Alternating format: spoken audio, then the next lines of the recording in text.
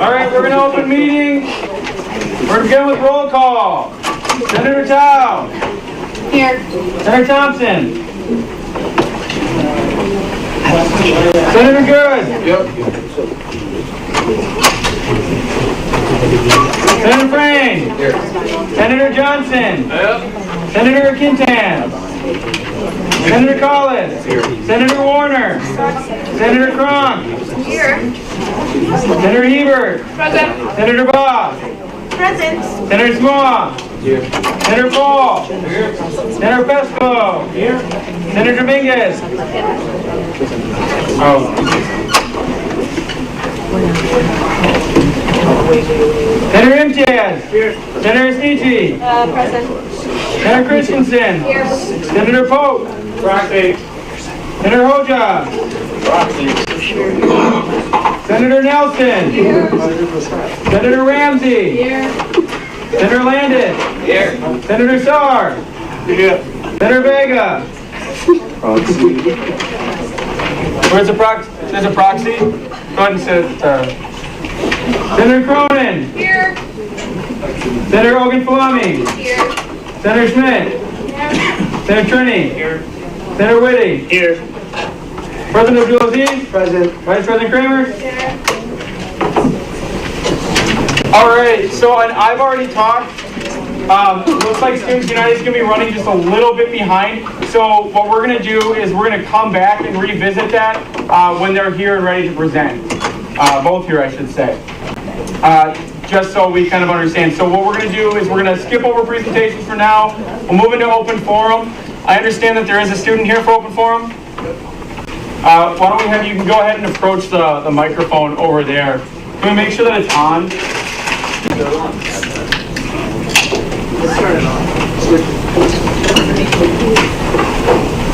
Just for the sake of time, I do ask for you to keep it under 10 minutes. Yep, so no problem. Okay, so my name is Parker Scott.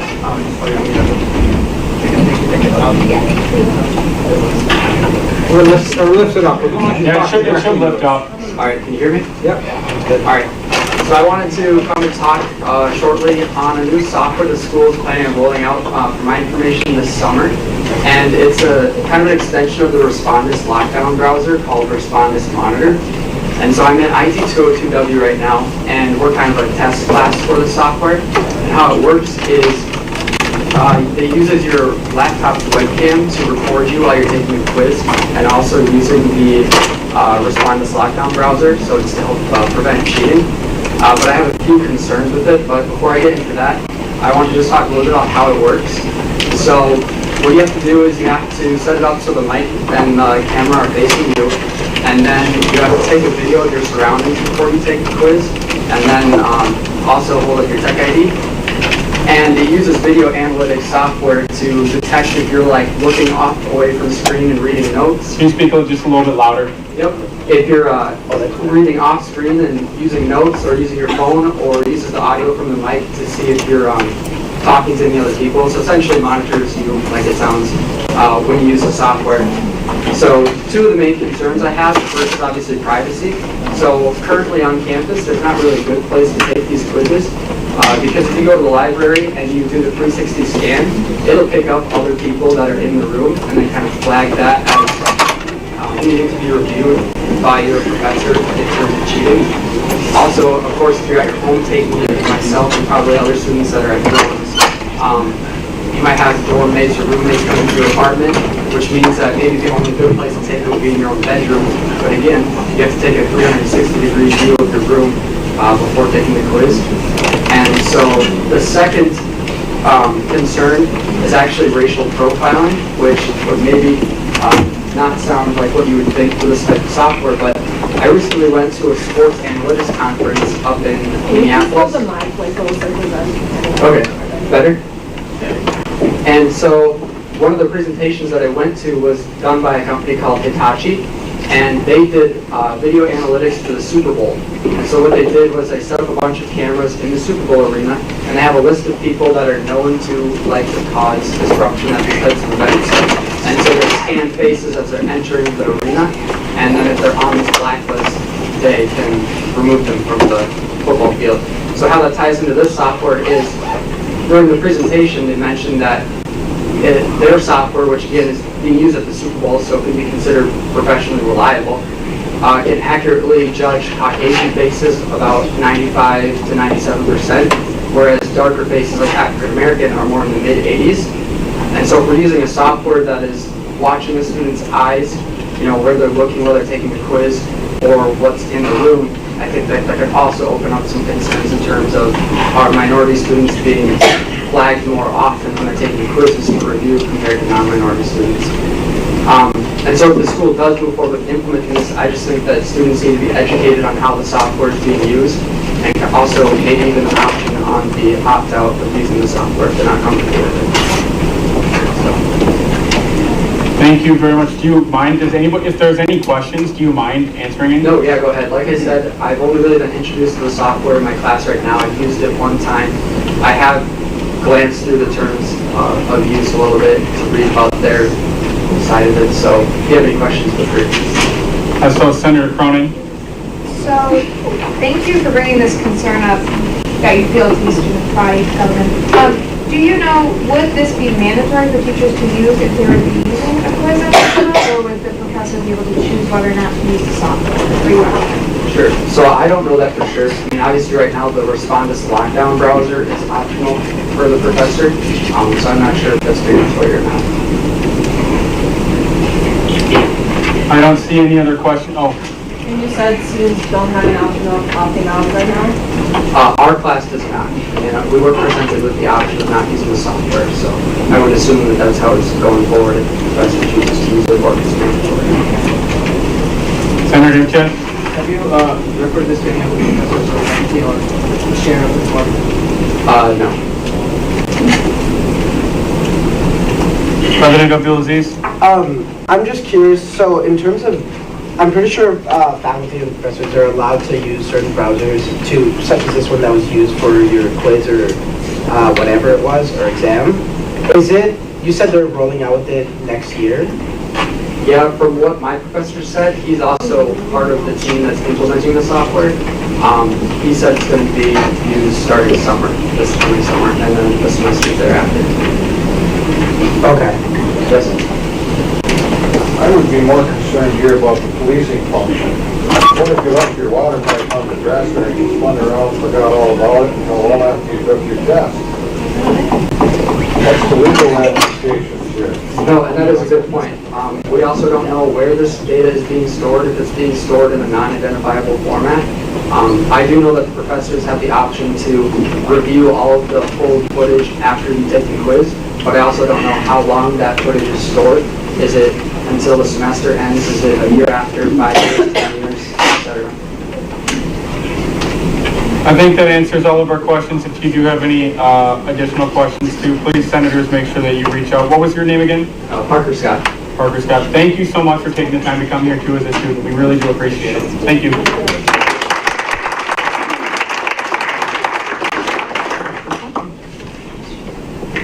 Is there anybody else here for open forum?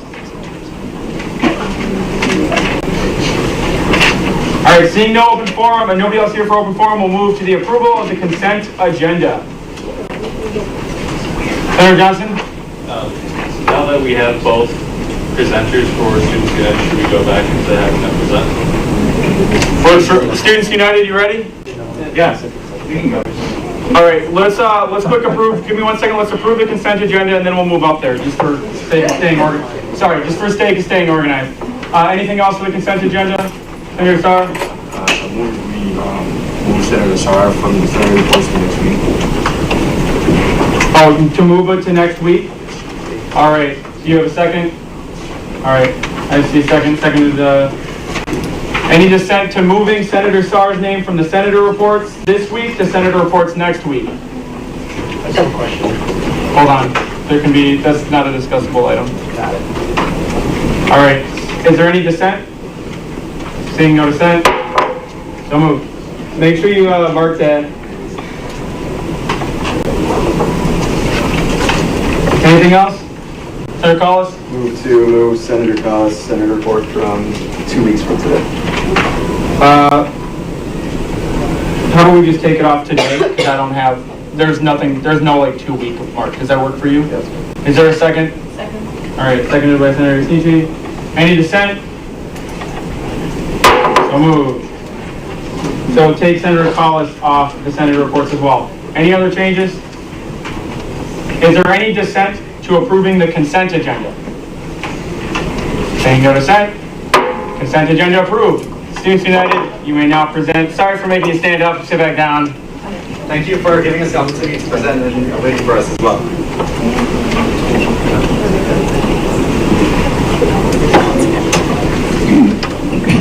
Testing. I'm going to stand by this TV. My name is Faisal Riani. I won't take up too much of your time. I know you have a lot of budget things to talk about today, and I know you talked about a boatload last week, and I'm proud of you for doing that. Hats off to you. That was a long meeting. How many of you know what Students United is? Everybody raise your hands up. Wow. There's no one. Does anyone not know?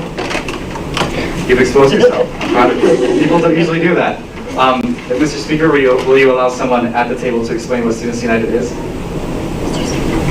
I'm sorry, I got this and I was very confused. And I didn't mean not to. Can you repeat that one more time? Would you mind if one of the senators explained what Students United is so that the explanation is coming from the Senate? That's absolutely fine. Is there any senator who would like to take that responsibility? People.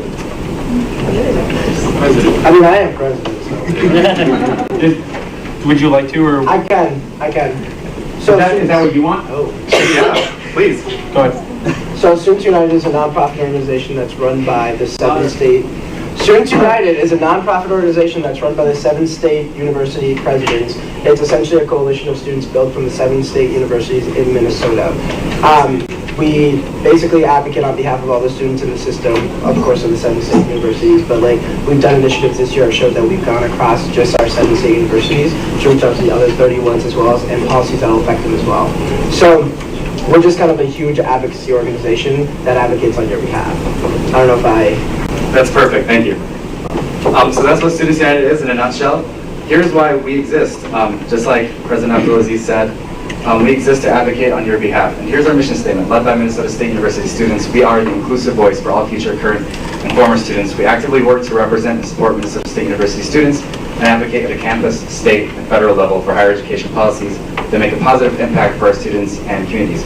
So why are we here today? We do campus visits twice a year. This is our campus visit for Mankato, and we're here to tell you a little bit about the organization if you didn't know, and to tell you about our budget. So this visit, the big focus is to show you our budget, kind of get your thoughts on it, and then also if you go to our website, studentsunited.org, you'll see the budgets laid out at the homepage. You'll be able to click on that, and there's a Google survey where you can provide your feedback. So everything is laid out right in front of you, and you can kind of provide your feedback as we go along. So here's some of last year's successes. So a lot of what I hear, I sat in your seats last year, and a lot of the concerns about Students United was, why are we paying Students United fee? Because I don't know what Students United does for me. So what does Students United exactly do? So here, just a few of the highlights that we did last year. We did the 100-mile walk, which is something that Mariah Miles, State Chair of Students United, and Vice President of Minnesota State University Mankato started. It's basically literally walking from here to the Centennial Student Union to the steps of the Capitol for the sake of advocacy. And once we get there, last year we got a standing ovation from the House of Representatives, and it was a big deal. And I believe we got 50 million more for Minnesota State. That doesn't necessarily, like this, they weren't like, okay, they walked 100 miles, so we'll give them 50 million. But I'm pretty sure that our efforts helped highlight higher education as a priority for the legislature. And together with Minnesota State and other lobbying entities, we accomplished that 50 million. We also had 10 campus legislative events, and that's where we invite House reps and senators and such on campuses to advocate, to kind of tell them your story, students, so that they appropriate more money. And when the state appropriates more money to our system, we get cheaper tuition, and we're all broke, so that's a great thing. We also had 50 students up in the Capitol for Advocacy Day, and that's coming up again on the 28th, and we hope that a lot of you will go. We get 7 students for Mankato. We also had 5,000 students registered to vote, and that matters because when students register to vote, politicians will pander to students, and when politicians pander to students, tuition gets cheaper, and they pay attention to what we care about. 80 students were certified as active bystanders, preventing gender-based violence. 1 in 5 females in higher education will be sexually assaulted, and that's an accurate statistic. And the rates are even higher for LGBTQ individuals and individuals that are trans. So that's just a few things that we did last year. Here are some things that we did this year. This is the short list. We do a lot more than this. We passed affirmative consent, which is a huge deal. We made statewide news. That's a big deal. I said that 3 times because we've been working on this for 3 years, and it finally passed last month. And this affirmative consent is basically switching the conversation from no means no to did she, so kind of, if you're in an investigation scenario for sexual misconduct, the investigator usually asks, did she say no? Or did he say no? Or did they say no? Now the culture is changing, and we want it to be more like, did they say yes? So you're more asking, was there affirmative consent? Did they verbally or vocally or somehow, without ambiguity, say that yes, this is okay, rather than saying, was there a way that they said no? Because oftentimes the other person participating does not know, or does not feel comfortable saying no, especially if you're in a position of power. We also had our very successful 15th anniversary gala. We had 18 mentions in press and publications in the state on a national level as well. We have another advocacy day coming up. We're planning a gubernatorial debate that's coming October, and that's going to be great. We're going to have the gubernatorial candidates for Minnesota, the state, and they're going to be talking about student-based issues, and that's huge because we're having these people who are in the entire state focus on student issues. We hired a director of diversity and inclusion, and that's a resource for you. Abir has been great for us. She's a person that you can reach out to for any diversity-related issues on your campus. I'm good with this slide. I think people we're good. Okay. So now we're going to get to the budget presentation. So how the Students United budget works. Do we have any questions so far about the organization itself? Great. So with our budget, we have we charge you a per credit fee for every student, and that is outside of all of your other fees. So in your last budget meeting, you voted on all these fees, the Multicultural Center, International Center, all that stuff. This is completely outside of that. It doesn't affect your 2% cap, and it's mandated by state legislature. So a long time ago, 50 years ago exactly, because we just celebrated our 50th year anniversary, students got together and they lobbied with lawmakers. And they said, lawmakers, we want to have our own organization outside of Minnesota State, outside of universities, and we want to have a student fee so that we have representation outside of institutions, so that we have our own voice. How we decide our budget is our fiscal team. Our fiscal team is made mainly of our board directors. These are our final deciders. Our board directors are the student body presidents or their designees from every campus. So President Abdulaziz from Mankato would be one of the key deciders, along with 6 other people from 6 other universities. We also have our fiscal committee and treasurer, who is a little bit late today, but he might join us soon and talk more about the budget. And then we have our student delegates. So if you've attended our conferences before, please raise your hand. Mankato gets a lot of students. I'm glad all of you have been taking up that opportunity. Delegates is really fun. It's basically student government on steroids. It's a fun time because you get to be around people that believe in the same thing that you believe in. Student government is a very niche crowd, so it's hard to find people that are on the same level as you. So delegates also affect the budget. Delegates during the conference will have a chance to give suggestions on the budget, give suggestions on how the organization should be going, and just the overall strategic direction of the organization. Then the resources are the officers and staff. I am a resource to you. I don't get to decide what the budget is. I hear what students say, and I put it in the budget, and I will answer your questions if you have them, and I will try to make your dreams come true. And Lexi as well. Yeah. This is Lexi, our wonderful vice chair from Minnesota State University Morehead. Yes, that's me. Thanks for having us tonight.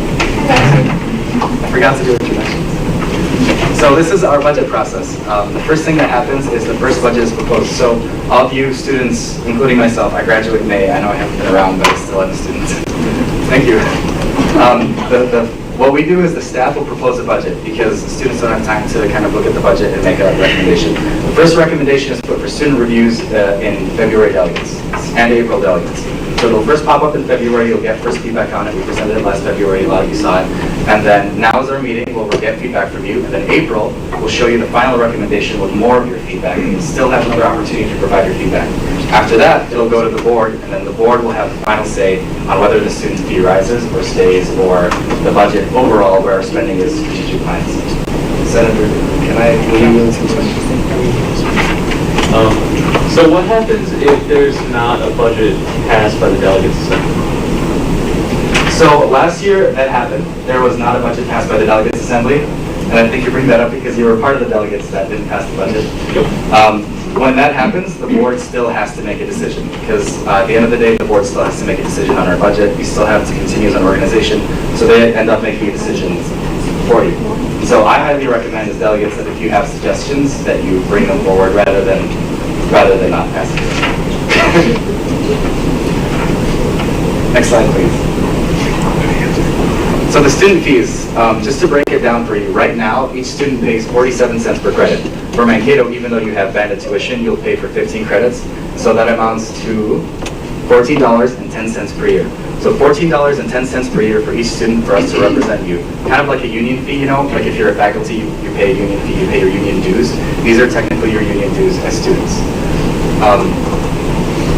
Any increase to the student fee is first approved by Students United's board and then goes to the Minnesota State Board of Trustees. So even if our board, Students United, Abdul, everyone else, President Abdulaziz, and all the other board directors say, yes, we want to raise the fee by this much, the Board of Trustees still has to okay it. And if they don't feel it's okay, it's not going to pass. So to explain our budget a little bit, it's a little complicated. About 12 years ago, our organization and the two-year student organization decided to get together and make a building, like buy a building. So our two-year counterpart is called Lead Men. They have a very similar structure, but they advocate on behalf of two-year schools. Minnesota State is composed of 37 colleges and universities. The 30 colleges are under them, the 7 universities are under us. The board then decided, the year after, that we don't need to be in a building with them. And Lexi, do you remember the Yeah, I can give some clarification. So they're saving money to buy a building with Leda Men, and the board of that year, their reasoning behind it was that instead of buying the staff a new building, they would rather use that money on students because students don't rarely utilize the Students United office. So instead of spending a lot of the student fee money on staff, they decided not to buy the building and instead use that money on programming and things like the campus organizing committees, having more student internships. So they really just wanted to spend that money on students instead of spending on the staff. Thank you. That's very accurate. So what happened was we accumulated this huge sum of money, over $1 million, because we planned to spend it on the building, and then we decided not to spend it on the building. And so this is our building fund right here. Outside of that, we have a healthy pot of reserves as defined by any budget. Any budget has, MSSA has reserves. We have our own reserves that make a certain percentage 6 months spending over operating costs. So this is money that doesn't necessarily have to be there. And in the past, we've used that money to experiment with different initiatives that students have wanted. So campus committees, that didn't used to be a thing. We used our building reserves to make that happen, and now it's been successful, and it's been great. Our revenue, so the money that we actually get from student fees, is $754,000. So when we talk, if you look at your handout, there should be, I believe it's the first paper. It talks a little bit about the history. It's kind of a horizontal thing. It's the last paper. Yeah, it's actually the last paper. So if you want to know about the history of this, it's on the last sheet in your packet. Kind of the purpose of why we have the building fund and the difference between them. Last year there was a lot of ambiguity around the budget, so we decided to make it as simple as possible, have it all in front of you right now so you can make an informed decision. So our programs budget. Students United also approves a separate scholarship budget. Oh, this is our scholarship budget. So we have like over $1 million in scholarships that we give out to students. Some people have any You would like- It's very hard to hear. Is this better? Yes. Thank you, friends. I'm basically kissing the microphone. So for this past year, we've given out $54,000 in scholarships, and that comes from our accruing interest of $1 million pot of scholarships. All our scholarships can be found on studentsunited.org, and the deadline to apply is April 1st. And we don't have that many applicants, so chances are if you apply, you might get it. Highly recommend you apply. I have a question. It doesn't protect your nationality, right? That's correct. Most of our scholarships, if not all, are available for all students, even international students. Some have interesting restrictions on them, like our health scholarship, which if any of you are eligible for the criteria that I'm about to say, I highly recommend you apply because we've had 0 applicants so far. Our health scholarship is basically for students who graduated from a St. Paul public high school. So you and I would not be eligible for that, but anyone else who graduated, I highly recommend you apply. And those guidelines are set by people who give us the money, so we can't really control that. I have more questions. Senator Stevie? Oh, sorry, Senator Starr? Where can you apply? Studentsunited.org, there should be a tab up on the top that says scholarships. And then you click that, and then it'll show you all the scholarships and all the information. You just click it and you apply. Studentsunited.org. Nurse, did you? Move to two sort of questions, related questions. Yeah, you can have two. Okay. So you said that some scholarships are not available from international students, yet international students pay for those fees that go through for the scholarship budget. So how do you think you can make this better, because we are paying for other scholarships that we don't have access to? So I think that's a great question from an international perspective, being an international student myself. Yeah, the scholarship funds are not paid through the fees. None of the fees go towards scholarships. They're paid only through donations and endowments. The fees go. Sorry, because that's saying something different, so. So I understand. It says not student fees. Let's let them answer and clarify before we interject. So the floor is yours for either of you two if you'd like to finish. So when we get the scholarships that we have, we just get them from different entities and different people that say, hey, we have some money that we want to give to students, and you can hold on to that for us and give it to students for us. Because oftentimes people they want to be kind and they want to give to students, but they don't know how and they don't have the time and energy to spend on giving these. So none of these scholarships we've used student fees for. Did you have a second question? No. Okay. Is there any other questions at this time? Thank you. At this point, I'd like to introduce our treasurer, Benjamin Uecker from St. Cloud. My apologies for being It's on your side. I apologize for being late. I had a little bit of a detour on accident. I don't know if there's anything else you want to add at this point. Let's go on to the next slide. So if you all look at your handouts, you will find 4 versions of the budget. Last year there was one version of the budget, and people found that was kind of confusing. And so this year we're proposing 4 different versions, and so that kind of gives you a lot of creativity, a lot of ground to start from. If you wanted to be creative with the budget, there's 4 different examples. These are not the examples, like you don't have to say we want to pass budget 4, but you can say we want to start with budget 4, and then we want to see this, this, and that. Each separate page will have the explanations for each separate budget, and so you're able to understand not only where our current budget goes, but also where our current budget might go. So the first budget you'll find, let's start by talking about our current operating expenses, and then you can certainly continue with anything I've missed. The big question that I've heard when I used to be sitting in your seats last year is the bulk of our expenses go towards staff salaries. And a lot of concerns were raised about that. Why are we paying for staff salaries? Well, I looked into that during our audit this year, which we're mandated to have through a third party. Our staff salaries are 55% programming, which means delegates assembly, advocacy day, the DC trip. So 55% of staff time is used on programming for students. 33% is spent on general management, so like the office supplies, managing interns, payroll, things like that. And 12% is spent fundraising, so like we have our Penny Golf Scramble, we have our 50th anniversary gala. And so you'll find that the vast majority of our staff salaries are actually towards programming, which is what we want in an organization. We want to be more programming and less administration. Ben, do you want to go through the rest of the? Yeah, so this is the fiscal year 18 budget. The majority of the payroll the majority of our budget goes into our personnel, and that goes to funding our staff and our resources. They're, an amazing asset, and a lot of the organization wouldn't be able to do what it does without them. Like Basil said, a lot of the other stuff goes into our general administrative and our student programming, which account for $173,000 and $101,000 respectively. And then last, we have our student organizing, which goes towards like our campus committees, a lot of our state and federal advocacy, and that totals around $192,000. So in total, we have $933,000 worth of expenses, with about $754,000 with revenue, and about $740,000 of that comes from student fees, which is the 47 cents per credit that you all pay. Anyone have any questions overall on the current budget? And I'm assuming you already went over the building fund? Yes. Okay, cool. And so then as Basil explained, the difference between our current expenses and our revenue are paid for out of that student building fund. So like Basil said, we also have 4 different budgets we're proposing this year. People had concerns about how much information they got in the previous year, so they wanted to see more options and more templates that they could work off of. And so these are the 4 different budgets that we have to present to you.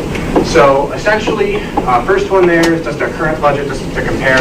And then the first budget is essentially if we were to match our current revenue to our current expenses. And so next year we're projected to have about $720,000 worth of student fee revenue. We're projecting a slight decrease in enrollment. And so essentially we'd be cutting a significant amount of different things if we were to go that route. So we'd be losing probably one full-time staff position. We'd be losing some of our different assistant staff or student intern positions. We'd cut a significant amount of our state and federal advocacy expenses, and we'd probably go down to one delegate per year rather than two. Next, we have our budget that's pretty much equivalent to this year, just slightly adjusted for salary increases, some changes in campus pay and whatnot. And so that would be equivalent to what our current budget is, just adjusted for the change in the student fees. Next, we have our growth budget. This is where we start looking at, okay, if we wanted to reach out to different student groups, if we wanted to maybe have an intern position that would assist our what's their technical position name? Government relations. Our government relations director. Maybe help her set up different appointments with different state representatives so that we could go talk to them more easily, more quickly. And then they'd be looking at doing general increases in different areas, campus committees, maybe adding additional events, et cetera. Last, we have our expansion budget, and this would be our kind of a quote-unquote dream budget.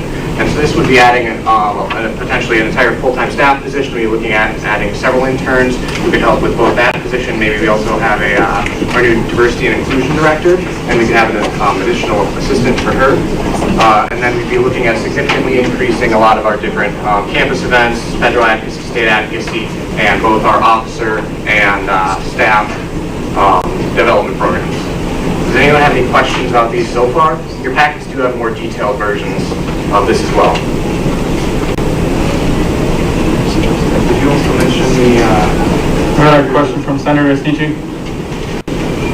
Okay, so you're saying that most of the money that you could potentially add is for new members.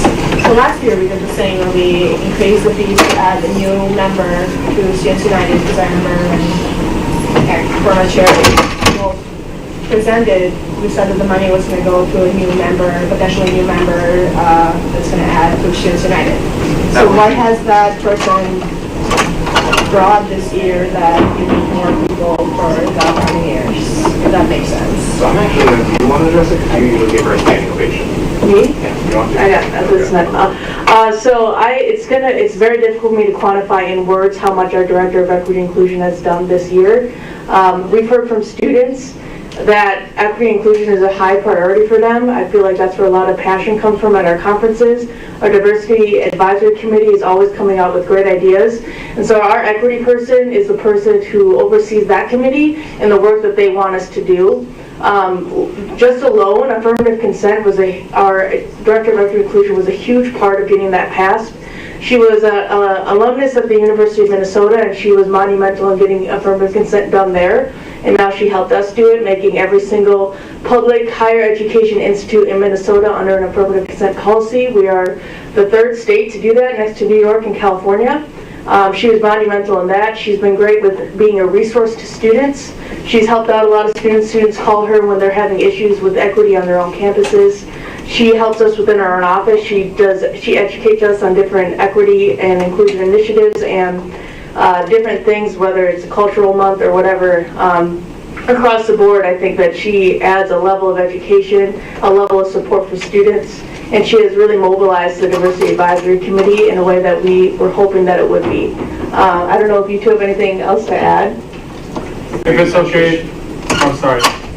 I was gonna have us move to the next question. Did that answer your question, or? Not really. Because I asked what are the new members that you're going to hire going to bring to Students United? Oh, what would our, I thought you were I can asking. answer that too. Okay. So that we can't say because that would be decided by students, not just decided by the staff or by us. Some ideas that have been shared are perhaps part-time grant writers so that they can seek out more money that does not come from student fees for our revenue. Other ideas have been a graduate assistantship or possibly just opening up more student intern positions to give students experience out by the Capitol. There's a lot of different ideas, but it really does come from the students. It's not just a decision that is made by staff and officers, so that's what's kind of exciting about it. It's really would be what the students want. But those are some ideas that we've talked about. Thank you. Are there any other questions at this time? So the only other major thing I have to add is at the previous delegates when we showed off these different budgets, one of the things I was asked is if we were to do a fee increase, how much would we need to make adjustments to match the different expense levels at these different for these different budgets? And so respectively, for budget 2, 3, and 4, we would need a 14, 18, and 22 cent increase. And that would be something we probably have to do over the course of a couple of years if it were to happen, because the system office tends to prefer not to have large fee increases at individual times. They'd rather have it spaced out over the course of a couple of years. Now, that's not something that necessarily has to happen. It just depends on what you guys want to see on the budget and what you guys want the staff and board to do over the next couple of years. Can I add something to that? So if you look at your packets, you'll also find that these are laid out for exactly how much the increase will be for your per credit fee and how much your total will be if it were to be increased for that under each column. Joe, you've got a question? Yes. 2 questions. Yep. One, where is that? Excuse me. Because I'm looking at budget 3 and budget 4, and I don't see the percent increases. The percent increase? I don't know if they're exactly added on there. Essentially, it would be about a $15,000 % increase, and so we just. I believe it's on the back side of the front page on the bottom. Okay, not on the individual guide. Number 2, talking about that increase, it's kind of twofold here. Last year there was an increase for 3 cents. Yes, it was not, the last increase was not for 11 years prior to that, but asking for budget increases % for the next 4 years, 5 years, or whatever, how does that affect students' price per the, how effective is Students United going to be with those cent increases for the next 4 years? And then on top of that, I see that if there's no increase to the budget, you'd be cutting things. I have many questions on why certain things are being cut. So, once again, these are templates. This is more so for you to give the board feedback. We want to hear, and of course you know this already. We want you to use these as, essentially baselines. So you look at one saying, this is similar to what I want out of the organization, and then you're telling us what you want changed from those individual budgets. And so, do you want to see additional staffing position? What kind of staffing do you want to see? Do you want to see additional advocacy days, additional different committees, different events, and what do you want to see out of those? This isn't necessarily something to go over with a fine-tooth comb and find every little thing you adjusted on a minute level, because the board wants to hear your overall opinion. They want to hear what direction you want to see this organization go and what do you want to see accomplished over the next couple of years. As far as a fee increase, that really depends on the future boards. Historically, I think they've done very well with how they've spent their money, and we're not saying that you have to do a fee increase. It could be a hybrid of, you want to see a fee increase and you want to see cuts. It could be just seeing cuts. It really depends on what you want to see, hence why we've presented both, the first budget being cut down to what the expected revenue will be. Do you have anything to add, Jason? Yeah. So if you look at the first budget, and I hope I answer your question correctly, Joe, the first budget is a cut, and I don't think our organization will be effective with that cut. The cut cuts a staff position, and that staff position would be decided by the students, whether it's the diversity inclusion officer or the PR communication or the director of PR or campus organizing specialist or director of campus organizing. I think all those positions are crucial. You can do a hybrid between that and the second one. The second one is basically a sustainability budget with us sustaining and continuing to be the way that we are, which I think is effective. I believe personally. You can also, so you can do the hybrid where you kind of cut the budget right now, or you can cut it entirely, or the growth programs kind of have different initiatives that you would also be able to pilot with your own ideas as students. So if you're asking how effective our organization would be with cuts, I don't think very effective. If you're asking how it can do with budget increases, well, that depends on the kind of amazing ideas that students bring forward and how effective those ideas were. As far as sustainability, we are not going to be sustainable with our current budget without a fee increase, incremental or total, unless over the next few years or over the next year. If we remain the way that we are, we'll be able to survive, the organization will be able to survive without any cuts for 2 years. If we do an incremental fee increase, we might survive for 3 years, 4 years, as long as we keep eating at that reserve slowly while raising fees slowly. Does that answer your question? Yeah.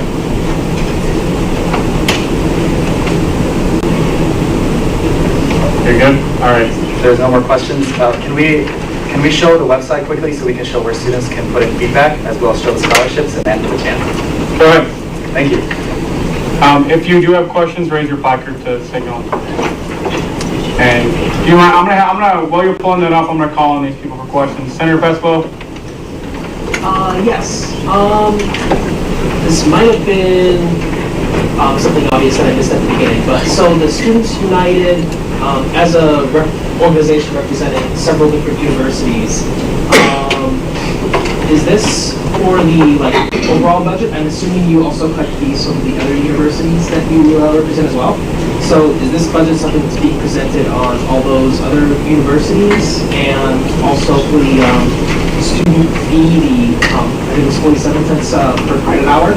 Is that the same across all the universities you represent, or is that determined based on the budget that's approved at each of those universities? There's like 5 questions in one, but... So a fee increase, oh sorry, I didn't mean to cut you off. A fee increase is a two-part thing. So essentially first it would have to go through the board and they would have to approve it. Then it would have to go to the system office and they would have to approve it. And so it's a two-part process in that we not only have to approve it ourselves, we also have to get them to approve it. And they're pretty picky about what kind of fees they want to or versus not want to increase. Every school we present this to, and every school we ask them what they want to see out of it, and essentially this time period between February and April delegates is the best time to give us feedback on what you want to see out of the budget, what you want us to change. Can you use the microphone a little bit closer? Sorry. What you want to see changed, added, looked at for the budget, and then April, that's when you guys actually get to tell us, okay, which budget you want to see the board actually approve for next year. And it doesn't necessarily have to be one of these exact 4 budgets. It just has to be something that you think will make the organization effective for the next year. So if I interpret your question correctly, you're asking if this is uniformly presented across the campuses. Yes, we do present this exact same presentation across the campuses, and each student across the entire Minnesota State System universities pay the exact same amount. They have less students, and so overall, their contribution to Students United may be less because Mankato and St. Cloud have the highest enrollment, but Mankato and St. Cloud get the most delegates. And so for the amount of money that you put into the organization, you get more delegates going to the conference. And that's why when you looked around the table, you saw that half the table have gone to delegates before. In other universities, like Bemidji, you'll find that maybe 7 people went to delegates. Does that answer your question? Yes. And so, just a quick clarification. Before, when you were speaking, you say you all or you guys, is that MSU students, or is that all the students that Students United represent? All the students that Students United represents. Okay, thank you. Next, we're moving on to Senator Good. So my question is with the line item for the delegates conference. So I noticed for each of the budgets, it doesn't say anywhere about cutting any of the speakers that are paid for, and I'm kind of wondering why that is. Can you repeat that one more time? So in all of the budgets that are represented for the line item for the delegates conference, there's like different ideas of what you could do for explanations. But when it comes to like pay for speakers or like the hours that are put in for anybody that's doing the speaking, that's not an option on there. I'm kind of wondering why that is and how much money that's costing. Can you refer me to where you are at in the packet, please? On the line item delegates conference campus, I think it's line item. Is it on the second page though? I mean, It's on all of them, so. While he's looking, I have something to say to that. So these are just ideas. Again, it's up to the students and it's up to our board. And so some of the ideas, honestly, we could probably write a 5-paragraph essay on how to cut each area of the budget if we wanted to. There's so many different ways to do it. So if that's something students would want, that's a recommendation. That would be a great recommendation to be brought forward through the delegates and to let our board know that's not something you're interested in. So each thing, we just put some ideas of how it could be cut, but that doesn't mean that would be the final say. It could be something else. It could be speakers instead of mild reimbursement. It could be food, less food at conferences. It could be, the list could go on and on. So again, it's really up to the students, and if there's something that the students would like to see cut, then we would hope that they would let their board member or let us know through the delegates assembly. So, Senator, when you're referring to the speaker is kind of something new that we've tried this year. Ryan Pinot we did a Heart of the Leader training with him. He was very great to us, and so we were able to get him for the conference for real cheap. And we were able to do that is because this year we were able to have delegates on campuses rather than in hotels. And that cut costs drastically, and that's something that we plan to continue to do. And so when you talk about cutting costs, you bring up a great creative way that we were able to save money and still be just as effective. And this is a great segue to our website. So if you have areas where, like, maybe you want to suggest less food at conferences, maybe you want to say cheaper hotel, maybe you want to say more federal advocacy, you just go down here on our website, on our homepage, and then you click budget proposals, and then you do learn more. And then these are all our budgets, and at the very bottom you have a link to a Google survey, and then you can type in anything you want. So you can type in more international scholarships. And then all of that stuff will be accrued together and will be sent forward to the board so that they have all these recommendations in front of them, and there's complete and absolute transparency. I see 2 more questions, and I'm going to close the speakers list after these last 2 questions. I got Senator Landis, and then I've got Proxy Wolf. Senator Landis, question? Yeah, in regards to the budget comparison sheet, I'm just a little bit confused. It looks under revenues for student fees that between all 4 proposed budgets, that remains the same, but wouldn't the increase, like a proposed increase in student fees, wouldn't that appreciably affect the revenues? Yeah, it 100% would. What we're doing that is based on our current fee costs. Let me reset that. So based with our current fee, plus with the different, presumed number of students, we get statistics from each of the universities about how many they expect to have enrolled, or the number of classes they expect to have enrolled in. And so based on those, we make projections of how much money we're going to have overall. If we were to do a fee increase, then that would adjust those $15,000 per each cent increase. So I know it's a little confusing too, because I was confused about this too. If you look at the very bottom, let's look at the bottom right corner. It says 70 cents, right? And that's a 23-cent increase. If you look at 2 lines above that, it says $1,063,000. If we had a 70-cent fee per credit per student, $1,063,000 is the amount of money we would generate. So then looking at the line right below that where it's talking about overage from the surplus account, right now when I read it, it looks as if that's being funded through the overage from the surplus account. But what you're saying is that that would actually come from the additional student fee revenue, and in all of the budgets we're not intending to use the surplus account. Am I reading it correctly now? Are you talking about our reserve, or are you talking about building fund? Whatever that line refers to. I understand your question. So what's happening is this budget is very up in the air because it's completely up to the board. The board can say, we're gonna decide to operate off of our building expenses, and that would mean we would have to spend that $43,000 from our building fund.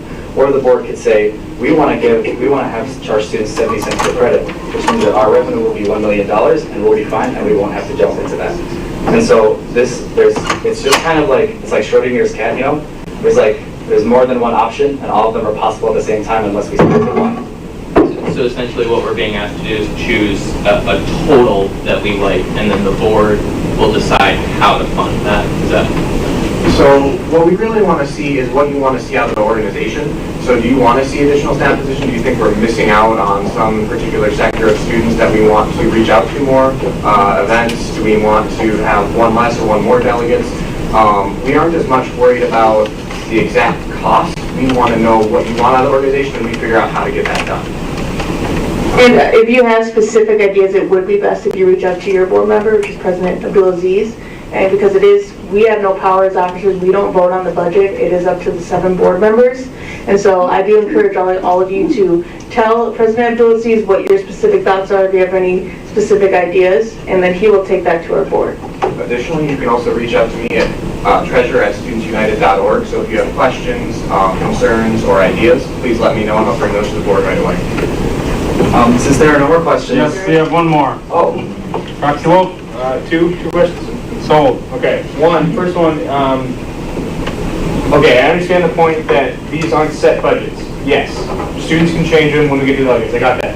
But I have a question of how these budgets were presented to us, and what was the discussion to get to that point?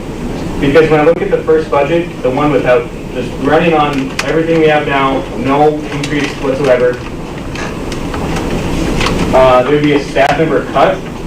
Last year, the sole purpose for the increase of 4 cents was to provide another staff position that would run for several more years.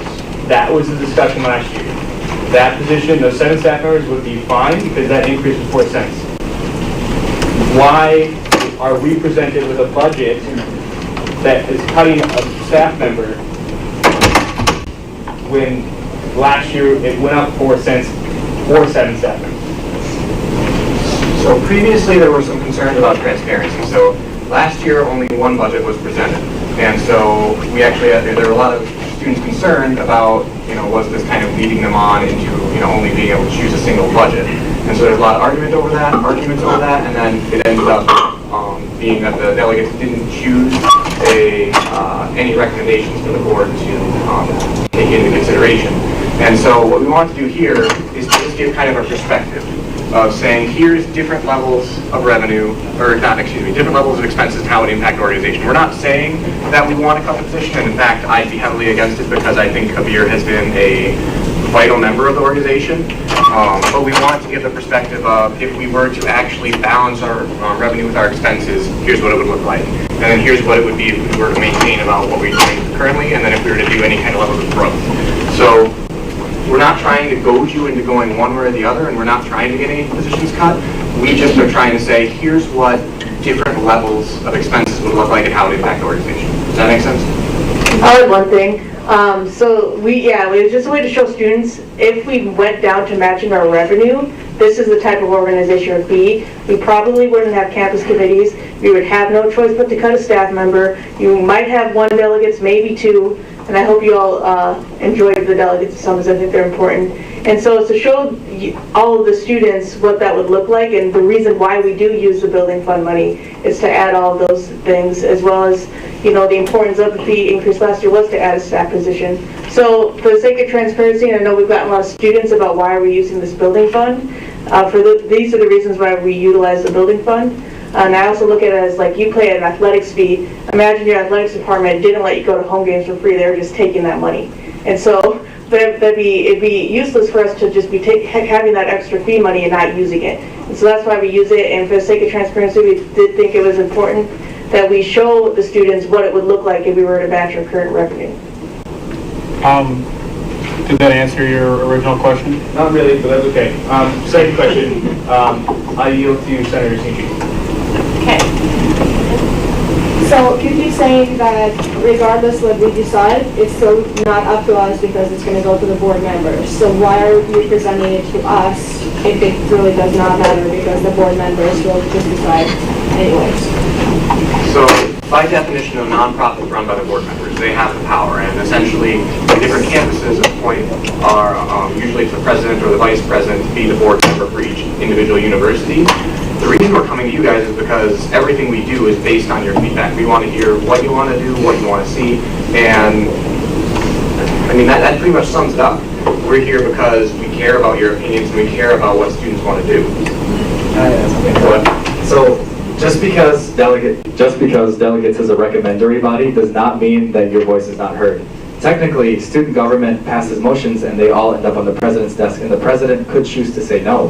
The president could choose to change the entire budget, but he usually goes with the recommendations. And so what I'm trying to say is your voice matters. And just because it's not, you don't have the actual power to make it happen like that, it doesn't mean that it's not going to be heard by the board, and it doesn't mean that it's not going to be heard by the officers and the staff. Your voice will go through. We have the closed speaking list. You just wanted to add on? Yield to President Abdulaziz? Very last comment. Yeah, I just want to add on as a comment. I think Faisal brings up a really good point. Yes, we are sitting and we are making decisions based off of like what we see and what like the path is in terms of this revenue. But like we make those decisions based off of what our student bodies want to see, what people discuss at delegates. Like, I'm pretty sure you all know that I wouldn't make a decision without discussing with these guys. Like, that's a thing that all board members do. We take into consideration where our university's at, where our student leaders are at, and what students want to see. So like, this is not something that's like useless or like pointless, because based off of your recommendations, I will go and I will bring it up and I'll say, these are what student leaders on our campus are saying. And with that, I think it's important to take that into consideration, because you truly cannot say you're advocating on our behalf if you're not listening to us. Very, very well said. Thank you so much for coming and doing your presentation. We truly appreciate it. If you have any other questions, please reach out to them directly. Thank you. Can we still do a chant, or is the air too tense? No, we can still do a chant. Thank you.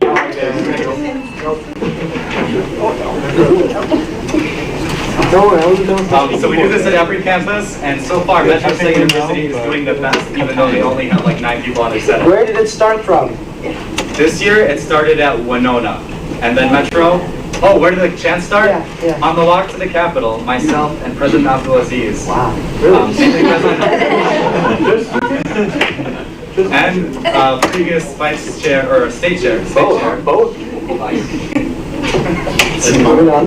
Previous state chair Joe Wolf and I and President Abdulaziz walked 100 miles to the Capitol, and we came up with this chant to raise our spirits as we destroyed our legs. So here's the chant. When I say students, you say? United. Students! United! Students! United! Students! United! And then all together, go state! Okay, right, don't forget to get extra office hours. That's not true. Let's get it. One more practice round, or should we go? No, we're ready. We're ready. Okay. Students! United! Students! United! Students! United! Go state! Give yourself a hand.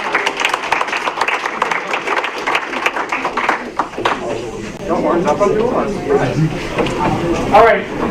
Thank you again. So we're going to, we already approved the consent agenda. We're jumping back down. We're going to move into officer reports. For some reason, I didn't have your names in there. I'm very sorry, but we're starting with President Abdulaziz. Perfect. So, just jumping in right after that, after that presentation. So delegates is April 6th. So people who are going, you know who you are. I sent you the link. Today is the last day to apply. The time is actually already kind of passed, but like there's certain people that still haven't like got it done yet, but I'm on it. I'll handle it. So today's the last day to apply. We'll be at St. Cloud. It will be April 6th to 8th. We're currently messing around with the schedule right now. So we're going to move some things around due to some time constraints of people who can't be there. So long story short, that's where we'll be making a decision. That's where delegates would possibly make a recommendation on this budget, and or the board will vote on something. But that's coming up. And then I have a lot of things in mind of where to go next with certain things that we started, but right now they're not all completely hashed out, and they'll probably be done sometime at the end of this week. So expect an email from me as an update on specifically the transition reports. I think I remember. Yeah, no, those are a thing, and they're coming back, and we're gonna finish them up. But I'm just trying to hash out what the best way to finish them is, because we do have about 5 more weeks of our term left. And so 5, yeah. And so making a one-sheeter that's easy to respond to, quick things that we can all put in there and have them be passed down would be amazing. So I'm currently still hashing that out, and I'm going to send an email out to you all about those sheets, probably in a PDF, so you can fill them out and then put them in as you do them. And I think that, we had an interesting call from the Free Press today talking about if students are going to, there's a Save Our Lives rally in DC, or I may have got the name wrong, this weekend. But if you know anyone who's going, or if you are going yourself, please March for Our Lives. Thank you. Please let me know, or call anybody from the Mankato Free Press who would like to interview students who are planning on going to the rally this weekend. And with that, I yield. Questions for President Abdulaziz? Seeing no questions, moving on to the next one. Vice President Kramer. Thank you. Just short little update. Our city and university meeting with the 3 other colleges in Mankato, so Bethany, South Central, and I'm forgetting one. Well, they're invited, but they usually don't have to. Nope, that's St. Peter. And then the city. We will be having the meeting next Thursday at 5, right, Dr. Jones? Sure. 5. If anyone's interested in going, it'll just be in the Senate conference room, so let me know if you want to attend. See you. Are there any questions for Vice President Kramer? I'll move to my officer report. Take note that next week, Wednesday, is the 6 hours are due, and that is the last office hours that I'm going to have you report. This does not mean that you are going to stop doing office hours, so you'll still continue.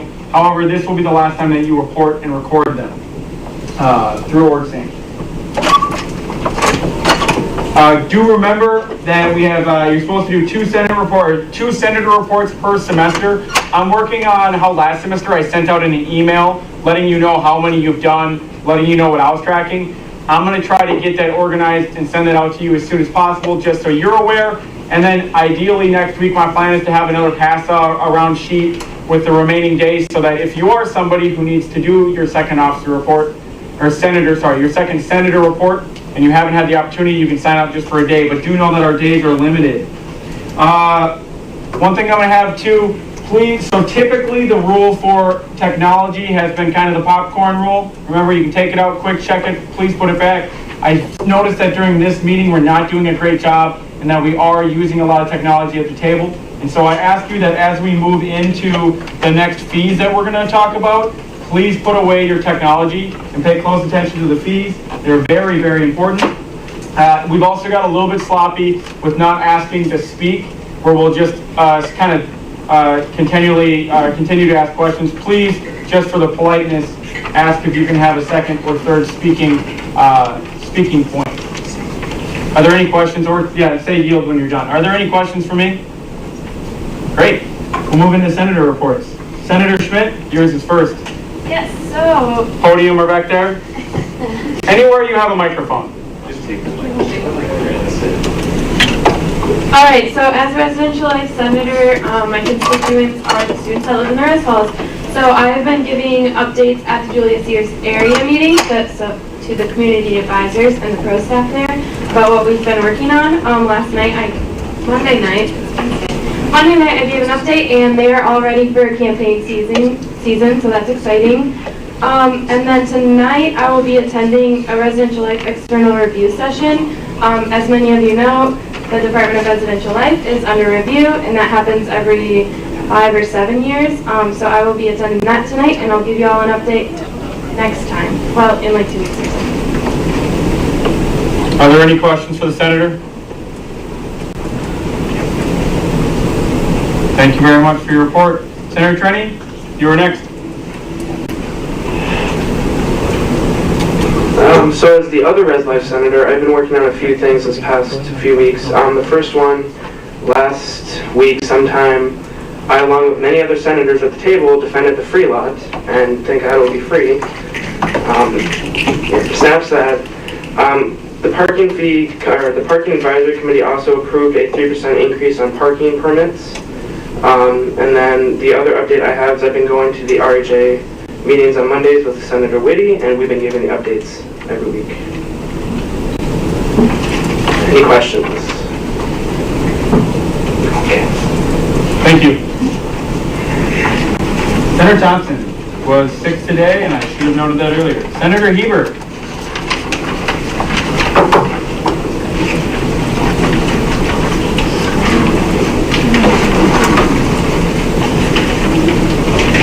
Okay, can you hear me? Yeah, good, okay. So my constituents are graduate students, and that's sometimes kind of broad. So the few things I'm going to talk about that approach graduate students from like different groups of graduate students. The biggest one though is incoming graduate students and graduate student housing. I had a few graduate students approach me kind of throughout the semesters with issues about how when they came here because they didn't do their undergrad here, they were not familiar with where to live, how to find roommates, things like that. So I've been in touch with Rent-A-Miss-U, Atwood, with some of the help of these graduate students on how we can kind of better go about that. One of the problems they ran into is that, you know, when they're looking for housing, they came across like the quarters in College Town, which isn't necessarily super conducive living for graduate students. But they don't know that because then they signed for their lease and moved in, and then you're kind of stuck in a lease. And so that's focusing, that project is kind of focusing on incoming graduate students. Another one that, this is a new thing, Senator Cronk and I were approached with, is the enrollment management plan and graduate assistant management student position on a board, kind of working with incoming graduate students, graduate assistantships, things like that. That's new. I don't know any more really information about that, but that is new, and that is something that will go on past the end of this term, and it goes into all the summer. So that's something that's really exciting, but I just wanted to share that, but I don't have any more information. And then the other one, part of the graduate students that I was focusing on was off-campus students, which this one focuses more on all off-campus students, I guess, rather than just graduate students. But it's also working with Rent MSU, because this is a project that got started while I was talking to them with the other project, so I kind of got brought into this project. But they partnered with the Crisis Center to provide information in move-in packets and in all of their like public areas about Crisis Center information and things like that. But that's kind of a process that is also taking place over the summer when they're building packets and stuff like that. So, yep, that's it. Are there any questions for Senator Ewert?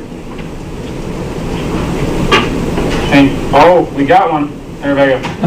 Do you have any details on what includes in these building packages? That's what you said? Like the welcome packets? Yes. So already in there is like different types of like the coupon books, or sometimes some campus resources, football schedules, volleyball schedules. There's not a lot in there.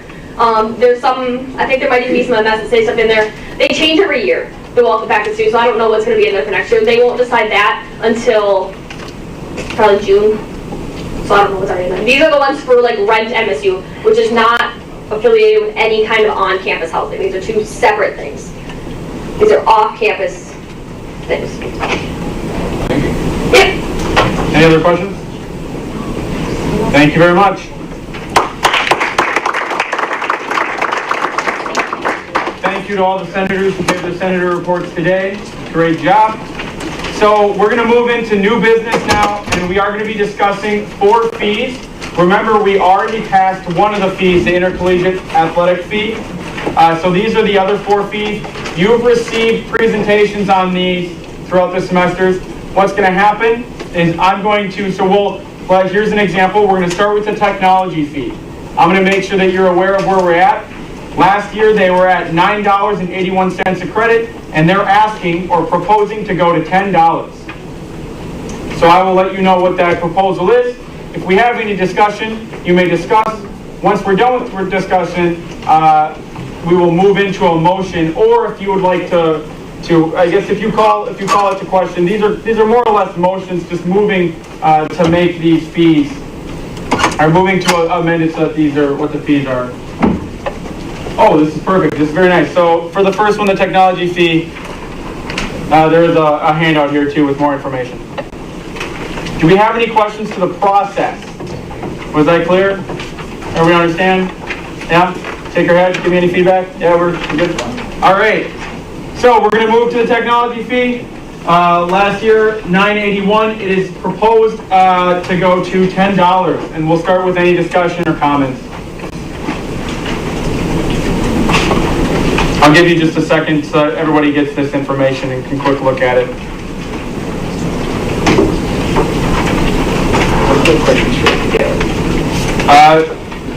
Your question was if there's questions for the gallery. That's just fine. Please raise your placard and you may ask.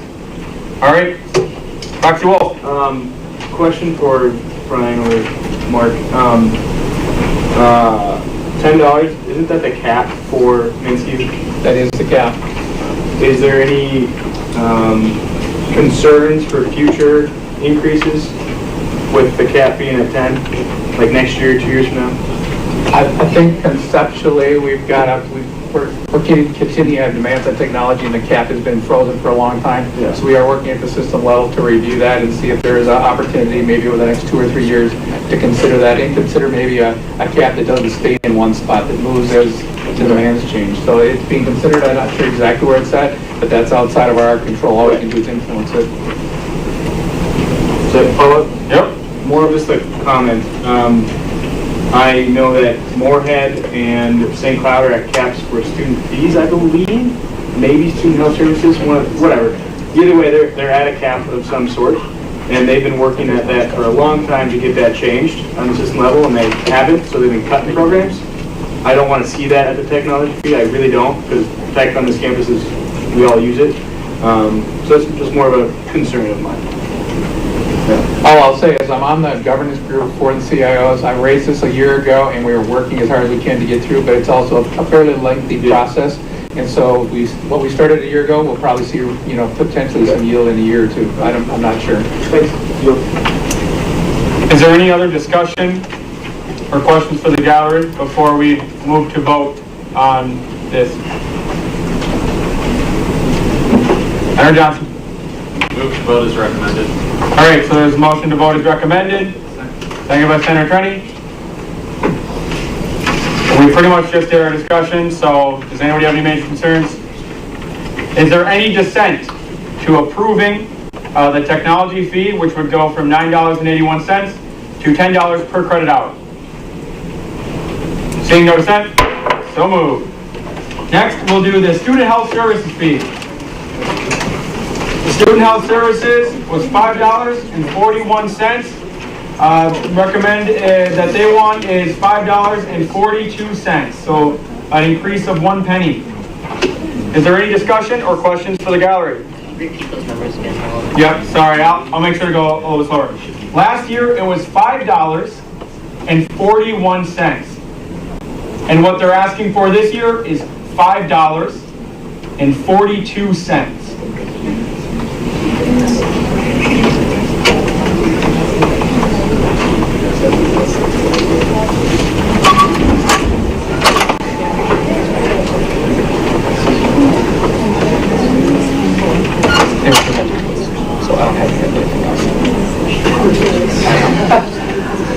Senator Johnson. Oh, never mind. Senator Pesco? Is there, Senator Pesco? Is there any rationale for this increase besides just adjusting for decreased enrollment? I don't know if you have a representative from student health with us today. Wendy, would you be interested in answering that? Sure, can you repeat your question? Is there any reason for the increase other than accounting for decreased enrollment? Well, the increase puts us at our cap as well, so that brings us to our health service fee cap. And then if I handed this sheet out when we came into our presentation, but yes, with that decreased credit hour projection, it actually puts us at about $30,000 less than we had received this fiscal year. So the answer to your question would probably be no, that about makes up the difference.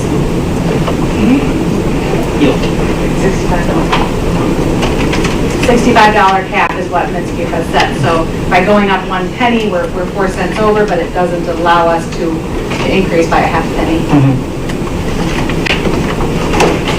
Any other questions or discussion or questions for Wendy? Motion to vote on the motion as is. Seconded by Senator Trenny, thirded by Senator Johnson. All right. There was no more discussion, so we're just going to move into voting. We'll vote by dissent. Is there any dissent to approving the student health services fee, which would go from $5.41 to $5.42? Seeing no dissent, so moved.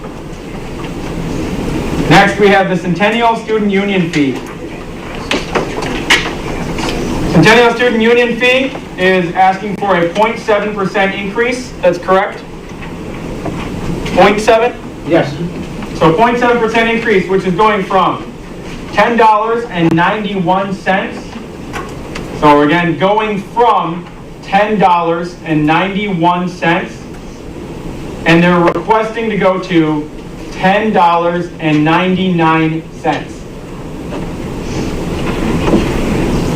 Yeah, I'll repeat one more time. Last year, it was $10.91. They would like to go to $10.99. Senator Landis. Motion to amend the proposal to $9.80 per credit. All right, so there's a motion seeking a second. Seconded by Senator Johnson. To your motion. If you look at the Centennial Student Union budget, you'll see that in the... Can I ask something real quick, just because this is a large motion proposal? Yeah. Why don't, there's a doc cam over there. Can I have you go over to the doc cam and turn it on? And since not everybody, we might not have everybody with this, why don't you go ahead and show us what you're pointing out? Sure. Can you, is that okay? Yeah.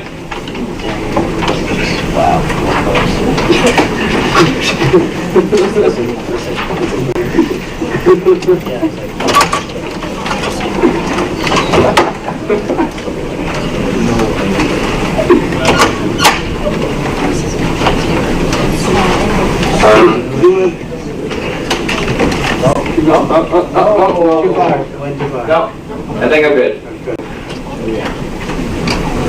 So if you're taking a look at this budget and looking at revenues, you'll see that there's a check mark next to a line for interest income for $35,000. That interest income represents a sum of money that the student union has in a general reserve fund, which they've been able to contribute to over the past several years, and sometimes they take money out of it. It's the purpose of the reserve fund, to my understanding.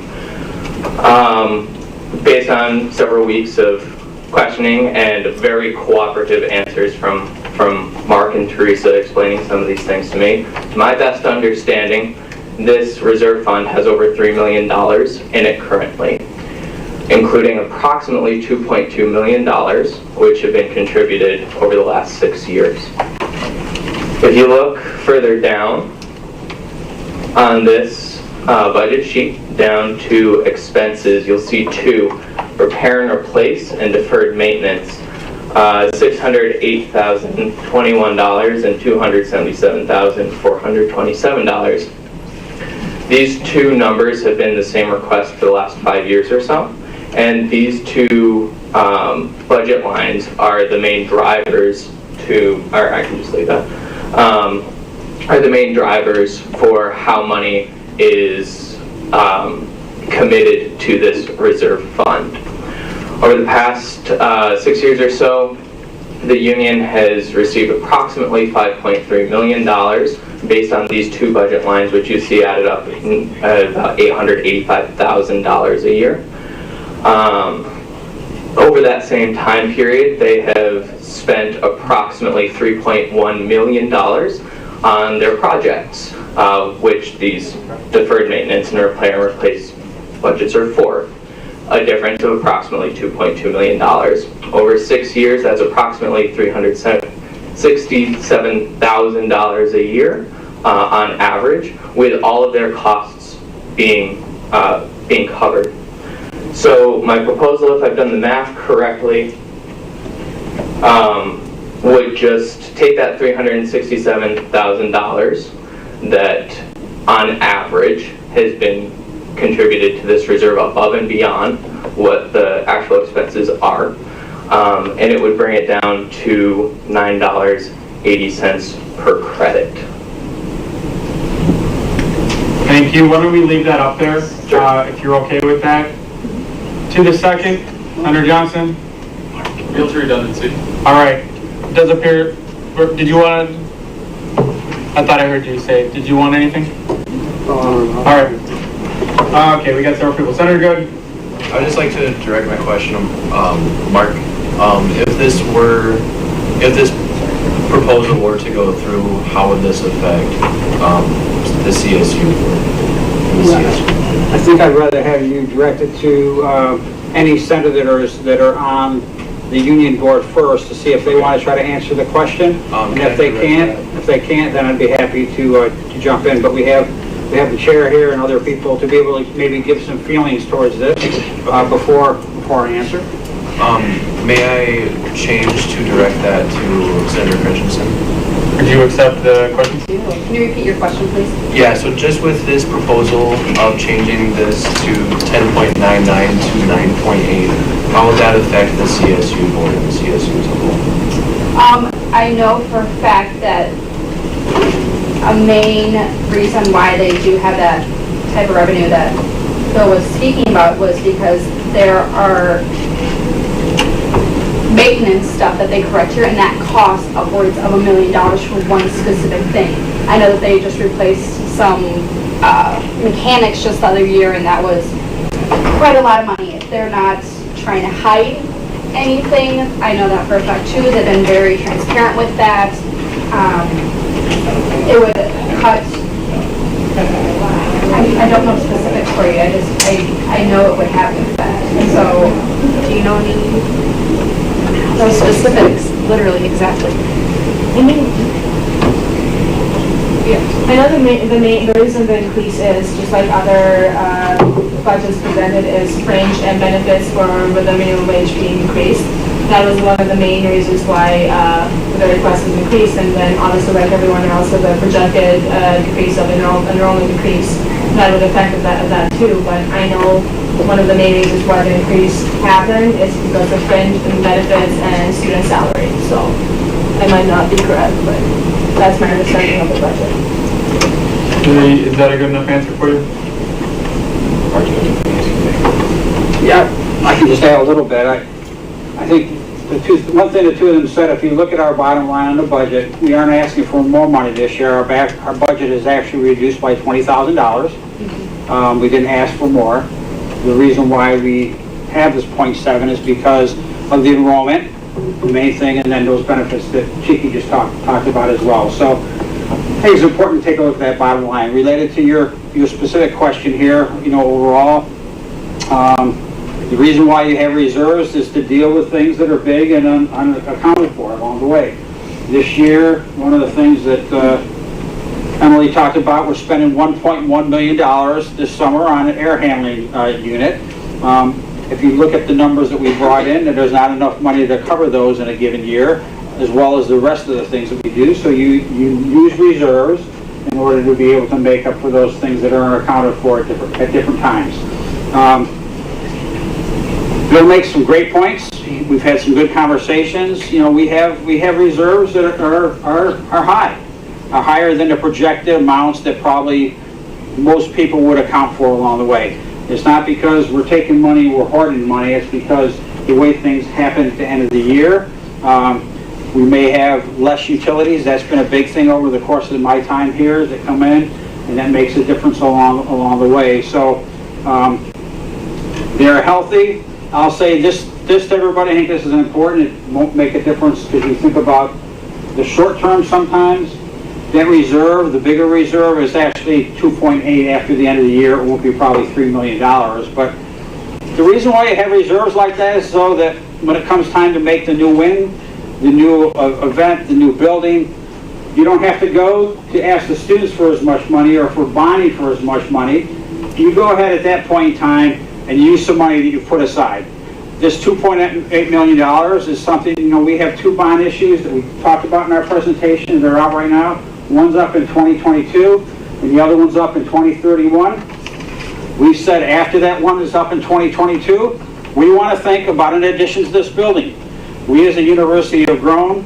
We have needs in the international area. They have a small area. The multicultural as well for maybe some additional programming space.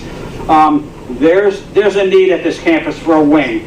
And a $3 million investment to take away from asking for a bond would go a long ways for what we're going to ask the students to pay for in the long term. So to give you a little idea, it's more than just looking at what's in the reserves now. It's looking at the long term and why you go ahead and do that. But I will say this: it's not like it was planned.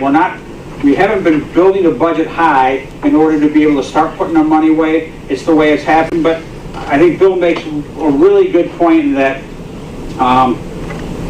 as we build future budgets, we need to be conscious of those numbers so that if there's a way to bring that money down a little bit more, we aren't adding to the reserves at the level we've been probably putting to those over the course of the last a number of years. I mean, it's been on for a while. So I hope that helps understand the big picture part of it overall for you all. I'll be happy to answer any other questions if you have something related to that. All right. let's circle back because I've got a speakers list that's kind of long right now. I've got on the speakers list President Abdulaziz, Vice President Kramer, Senator Warner, and Senator Hayward. President Abdulaziz. Thank you. Okay, so you said a lot of big numbers really quickly, and I'm not really familiar with this budget. But looking at it, you first started talking about the interest income, and that's where you first had me, but then you confused me when you started going into the 2.2 and the 5.3 million. But I know you said that's where they're making in terms of revenue, like that's coming in. Let me go back up here. So, why I started with interest income is because I was curious where that interest income was coming from. And based on conversations with Mark and going further, it comes from this reserve fund. Now that number for the reserve fund, what is currently in that reserve fund, we don't have that number. In fact, later on tonight, there's a motion that's going to be on the table that anyone that maintains reserve funds be able to present that number to us so that we can make more informed decisions and have a better, more thorough understanding of these budgets. So that number isn't on here. That's something that had to be found and worked with to discover.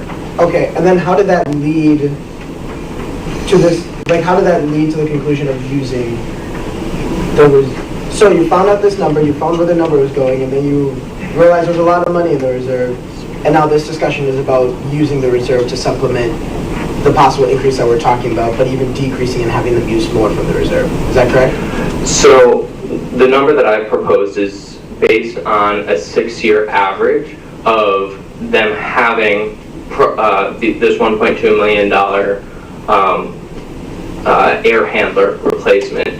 That is included in the amount that they've committed from their self-funded projects. So that $2.2 million is the average, is the total extra that's been committed to this reserve. And so what I've done is that $2.2 million over 6 years, divided it evenly. It's about $367,000. So on average, each year, we're committing $367,000 extra dollars. Granted, some years they commit more because they have fewer projects. Some years they have to take out, for instance, for the air handler project, which costs $1.2 million. Am I answering your question?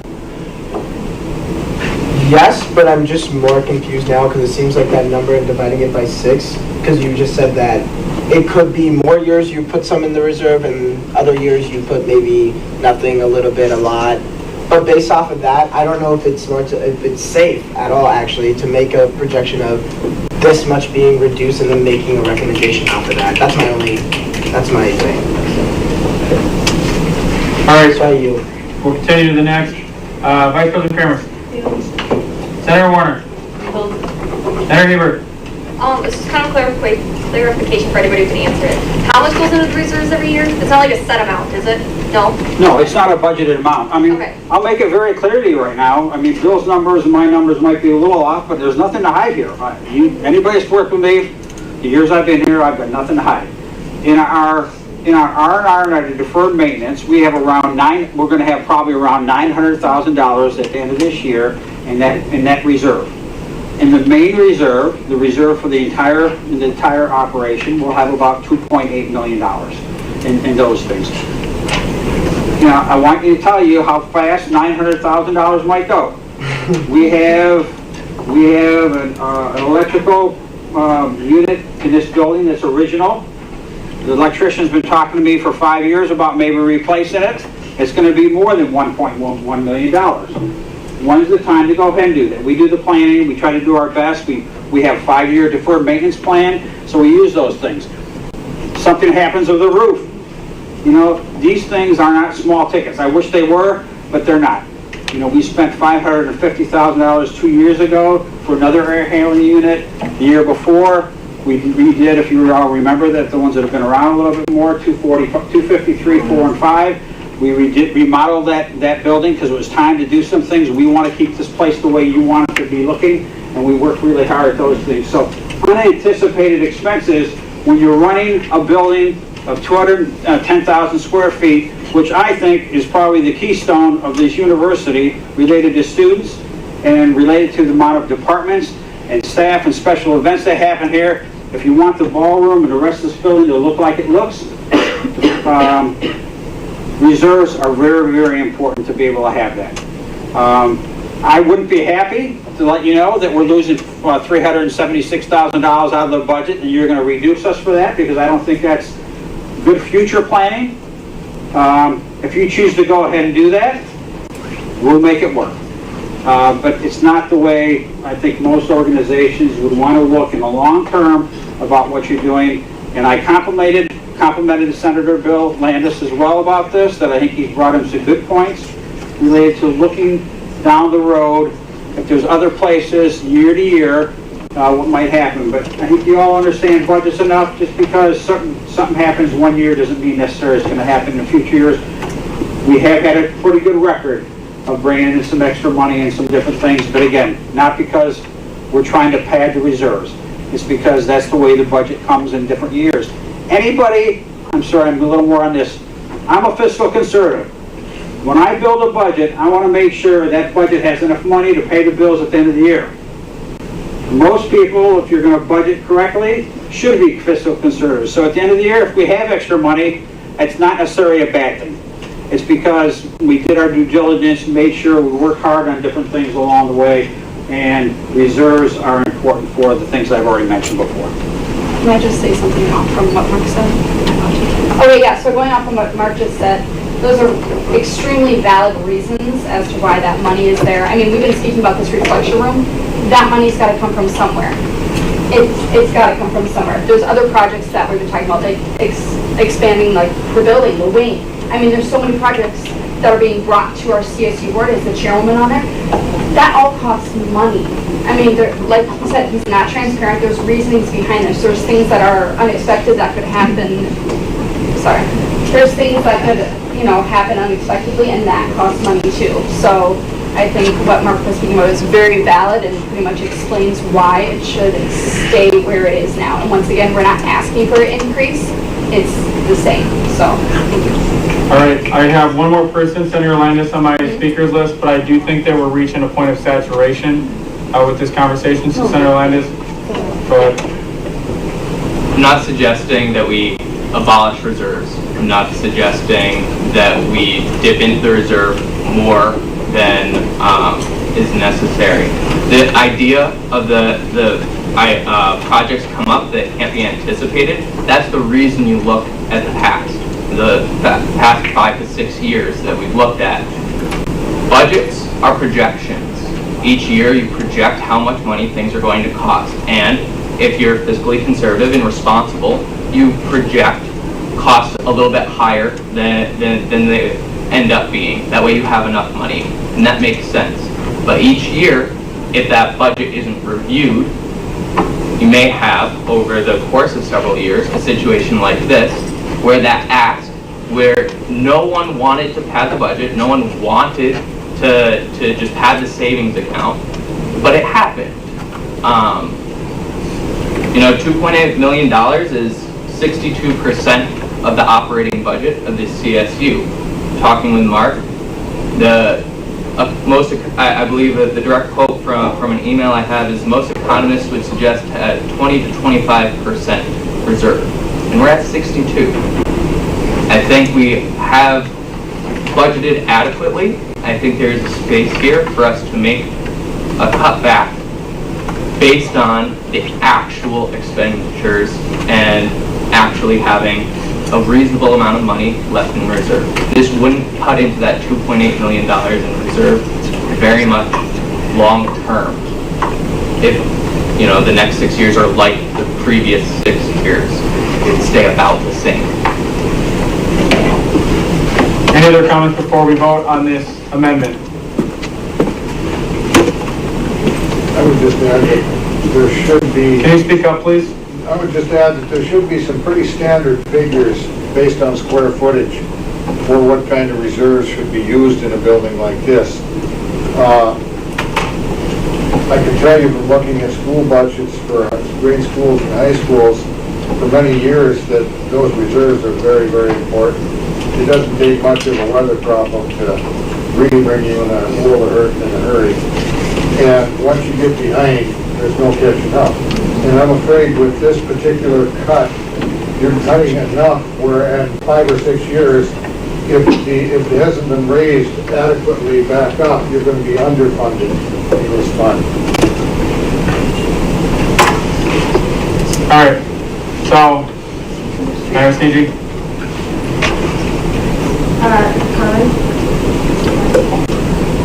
Go ahead, as long as it's not, just go ahead. Okay. Well, like, I've had this conversation with Bill before, and I kind of agree, just like Monarch, great points and everything, but then going back to what other Bill was just saying,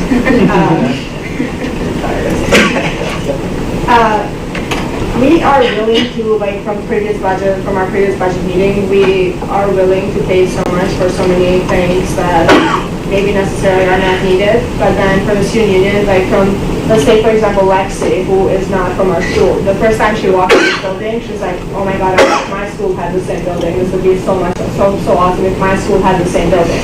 So if you want to look at retention, for example, having all these things is needed for our school to be able to bring students to the school for all the things that the CSU has to offer. If you want to look at all these things, this budget that they have, the reserves and everything, it's needed. Like the building itself, the way it's designed, it's amazing. Like everything that we have and we're gonna have, it's such a great building. So for me personally, I think cutting off would not, and not just because I'm a board member, not at all, because for all of you who know me, I don't decide on that.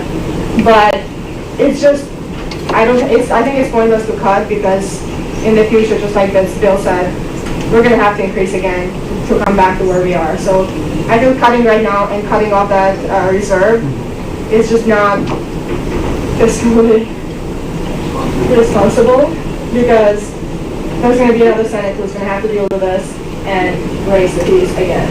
So personally, I'm not for cutting the budget. So I yield. All right, I've got 3 people left on the speakers list. Then we're going to go ahead and vote. We got Senator Good, Senator Landis, and Senator Sauer. Additionally, just for clarification, please refer to Senator Landis, and you can just say proxy Bill or however you would prefer that we refer to you, just so that we aren't saying Bill and Bill or other Bill and Bill. Just for clarification. Senator Good, your speaking point. Call the question.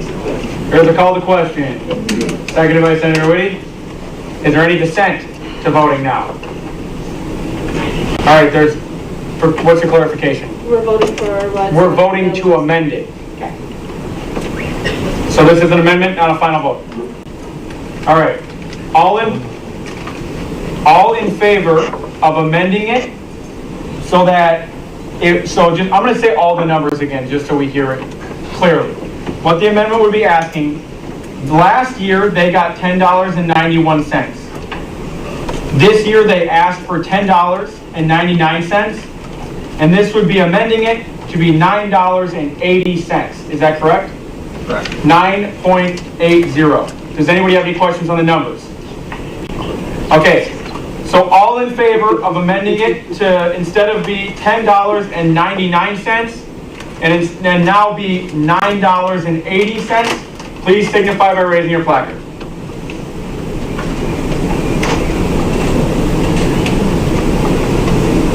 All opposed?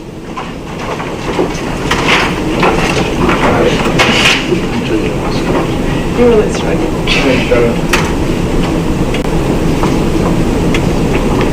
Abstentions?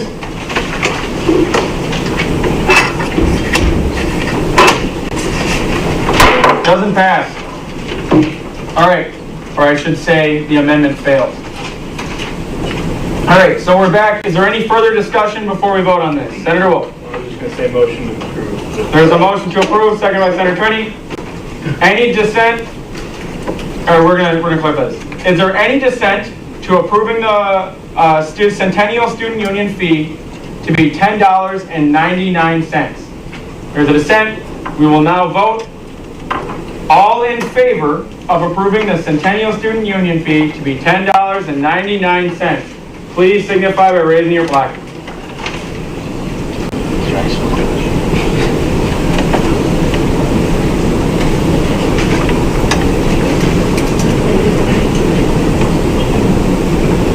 All opposed?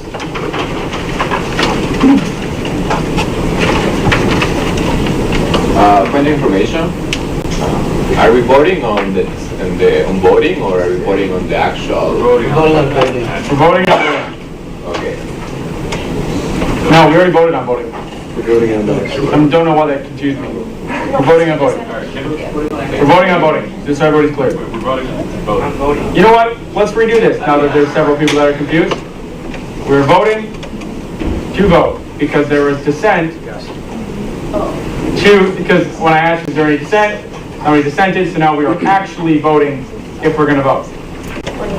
All in favor of voting, raise your flag. Let's simplify that. That's more than half. We're going to vote now. Actually, sorry, that's be 2/3. More than 2/3. All right, so now we will actually vote. This will take the Centennial Student Union fee.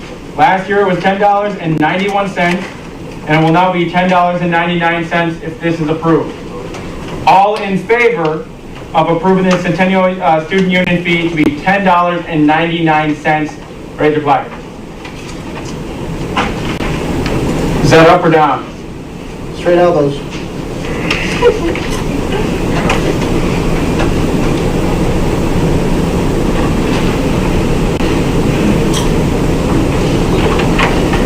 Opposed?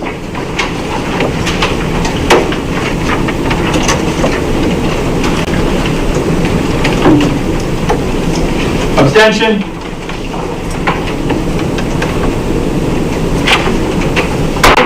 Passes. Next, we'll do the campus rec and outdoor facility fee. You know, just asked a question. This fee is different than the intercollegiate athletic. This fee is $2.50. They are not asking for an increase. It would remain the same. And to my recollection, we don't have a whole lot that we can actually change about this because I think it's contracted.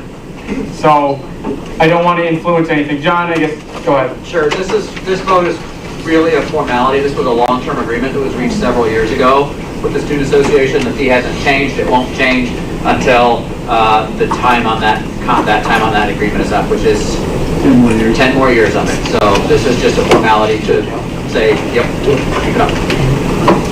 Motion to approve what John Wilcox just said. All right, motion to approve. There's a second. All right. Just so everybody's clear what we're voting on, this is just to approve the campus rec and outdoor facility fees. It's $2.50 and it's banded at 12 credits. So $2.50 per credit hour, banded at 12 credits. Any dissent to approving? Seeing that there is no dissent, campus rec and outdoor facility fee is approved at $2.50. Yay, we got through everything. Good job. John? Okay, I know people like numbers, okay? So, one thing just to let you know that should all of the fees be approved as recommended by the Senate. Again, the athletics fee and the student activity fee goes straight to the referendum. If those are approved, and if President Davenport approves the other ones, which he's more than likely to do, your cumulative fee increase for next year would be 1.66%. And so that's a great number. It hasn't been that low in a long time, so that is something to be proud of. So I wanted to give you those numbers. So kudos. Thank you. Neat. 1.66%. All right. So please note that we do have quite a few motions on the agenda. I want to clarify something before we talk about the first three motions. These are motions, so you are not allowed to bring I just want to clarify this. You're not allowed to bring a motion back up if it's already been discussed. Because the idea is that you can't just continually keep bringing something up until people can pass it. However, I spoke with Senator Good. Senator Good informed me that he went to several committees, talked to committee members about these motions to see what they would be interested in and how they would like them changed. I'm sure that he'll talk about this before I let him bring them back on. So do note that as myself as a speaker, I'm doing this in your best interest to try to not be unfair. And it does appear that Senator Good has done his due diligence in talking with committees before re-bringing these back up. So that's just in regards to the first three motions. The second two are new in their entirety. So we're, without further ado, going to move into the first motion. This is motion 8503. It's 2018-01. Moved by Senator Good, seconded by Senator Asici. Whereas Minnesota State Student Association meetings are attended by students, faculty, staff, board members, and is being recorded for public viewing. Be it resolved, this serves to amend Article 2 and add Section 5 to the Senate operating policies to state, and this is in quotes, so this would be directly what it states. Senators are expected to look presentable during Senate meetings to represent their constituencies in a respectable manner under the appropriations set by the Speaker. To your motion, Senator Good. Right, first I want to thank the Student Affairs Committee and the Academic Affairs Committee. All your feedback was very, very helpful. These drastically changed from how they have been the last 2 times I brought them. So this is something that I feel like has been worked on as a team, and I think that it's a big enough change to the fact that it still does what it's intended to do, but it's something that's been agreed on and worked on by us. I do want to note that appropriation set by the Speaker, the reason for this word usage is because the policies and procedures, a lot of it contains to the Speaker. So it being set forth by the Speaker, it would be a good place for it because it contains to him. And the appropriation is basically set forth every year. And yeah, I mean, it's pretty simple, but if you have any questions, let me know. Yield. To the second, Senator Asici. Kind of just what he said. It does not say like how people look presentable. It's upon them what they deem to be presentable. So I think it's not wordy or anything. It's just saying what you think is presentable or what the speaker is going to think is presentable. That's going to be it, kind of. So yeah, I think it's a good idea because we are, like we said before, we are representing our students, but we are also representing ourselves. So if we think that being in sweats is presentable, then so be it. If we think having a suit is presentable, so be it. So basically this is just saying whatever deems presentable to you, that's going to be it. I'm gonna, it's kind of unconventional. I would like to ask for some clarification. Just so I'm clear, this would basically be making it so the Speaker sets dress code. Yeah. That's another way of saying it. So if the Speaker were to be, for example, if the Speaker said, hey, sweats are fine, doesn't matter, or on the opposite, Speaker says, please dress professionally, which would include, I don't know, X, X, and X. Whatever people think is presentable. Particularly the Speaker for each year, correct? Yeah, so if the speaker says, please look presentable, that means however people see it's presentable. Because for me, it could be student life, or Griffin could be just having a nice sweater. So, yeah. Okay. Am I right? Yeah, okay. We're gonna move into the several comments we have. I'm not really sure who would raise their hand in what order, so we're just gonna go round in circle. Senator Hebert. So then would this be something that's like set at the beginning of each like speaker term? Because otherwise I feel like the speaker could come in on any day and be like, no, you gotta go. So like it's something that's set every day, or not every day, it's set for the year, every year. Okay, that's what you mean? Okay. Senator Alvin-Fleming. My only concern / question is that like, what if, like the inconsistency of it, I guess. So for example, if you have a speaker who is someone who just comes in jeans and a sweatshirt, like they're going to be more lax on it versus somebody who does wear a suit, you know? So it's like my only concern is like accountability over the course of continuous senates, because it sounds like a good idea now, but like I want to see implementation and how that would work. I didn't see who was all raised, so I see Senator Proxy Wolf. I thought you were going to. Senator Collis. You had one too? Well, are we answering through their questions? No. Just. All right, we're gonna go Proxy Wolf, Senator Collis. If, let's say, yes, it would be implemented at the beginning of the speaker term, and if that speaker's made up a very interesting and unagreeable terms, that person could be impeached. Just saying. I'll deal with that.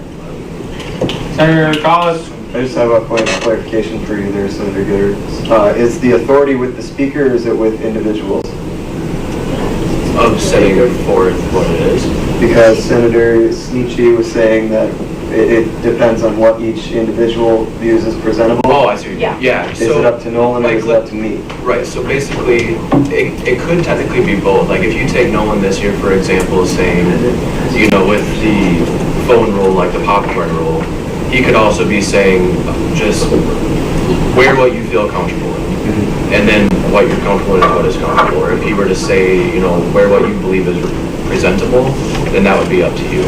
So generally it could be both, but to directly answer your question, it would come up to the speaker. Okay, so I'm Senator Sneechy.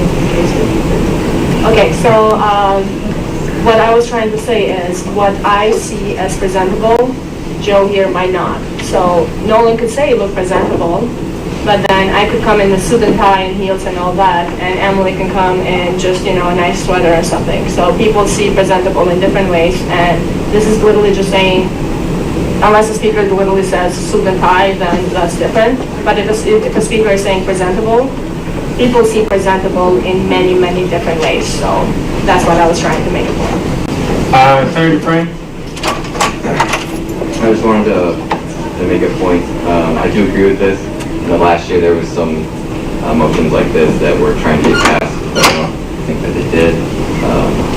It's more lenient where it's not requiring, but it's more of like, it's kind of more lenient. And I also wanted to point out that during election season, when we have posters on the walls, almost 100%, correct me if I'm wrong, is wearing almost a suit or something very presentable.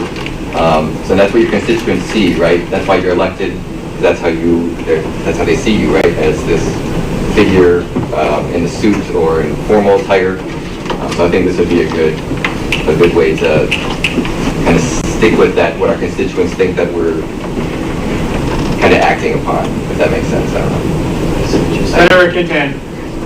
Alright, yeah, so like to speak on what you said, I totally agree with what you said. And I was gonna make that point as well. When we run from the position, we're dressed up in tie, like whatever, and it looks good. So like I'm still kind of confused. Like the motion specifically, like what would this be doing differently than that we don't already do right now? Does that make sense? Like what would they be trying to achieve that we don't already say? Directed to Senator. Okay, cool. All right. So, yeah, no, that's a great question. And when I went to both committees, we talked about what our options were, if we should make it something that should be consistent all the way through. And what we decided is that each year's going to be different. You know, the 2 years I've been on it, and let's say the 3 semesters I've been on it, every time I brought this up, there's new things, there's new change.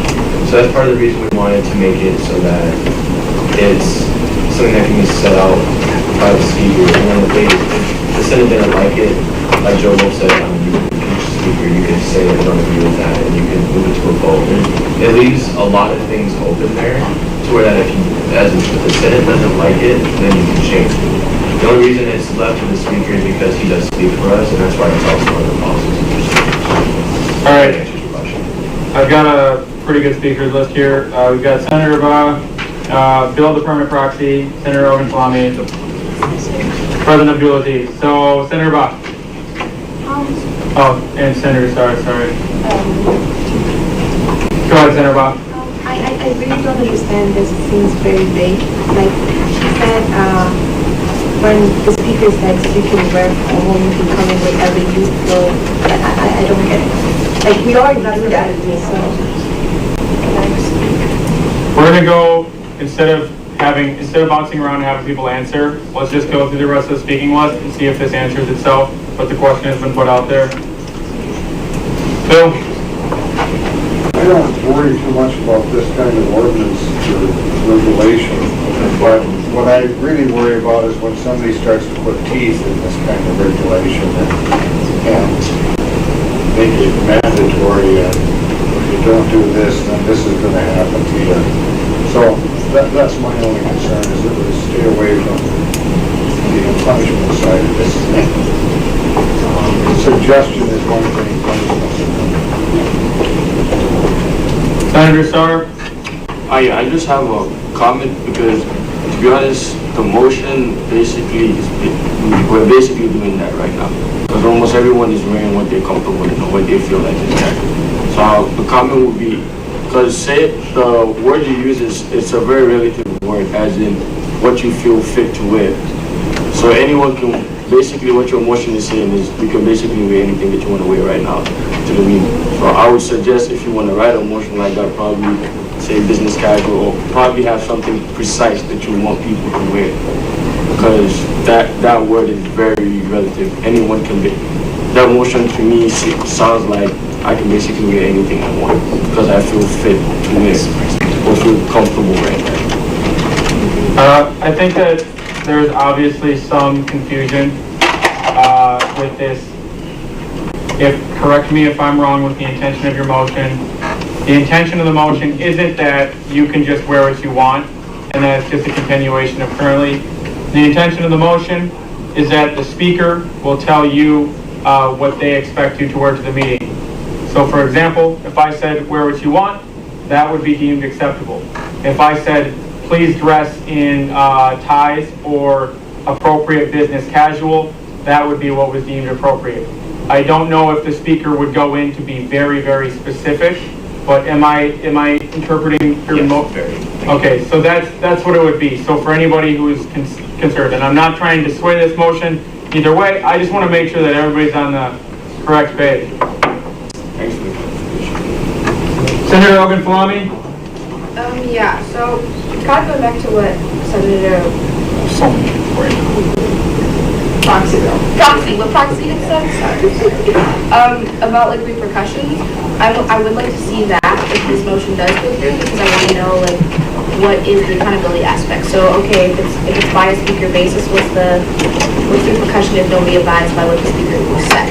So I want to know like how that would maneuver. Is that going to be ethics and standards, or is that going to be more of a different repercussion?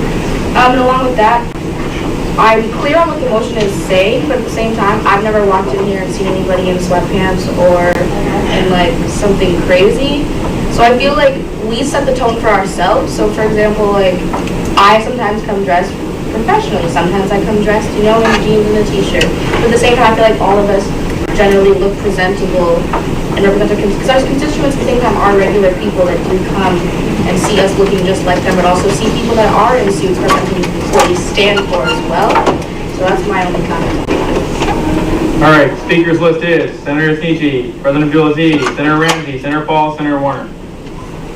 Senator Sneechy. Okay, so the confusion that's going around right now, I get it.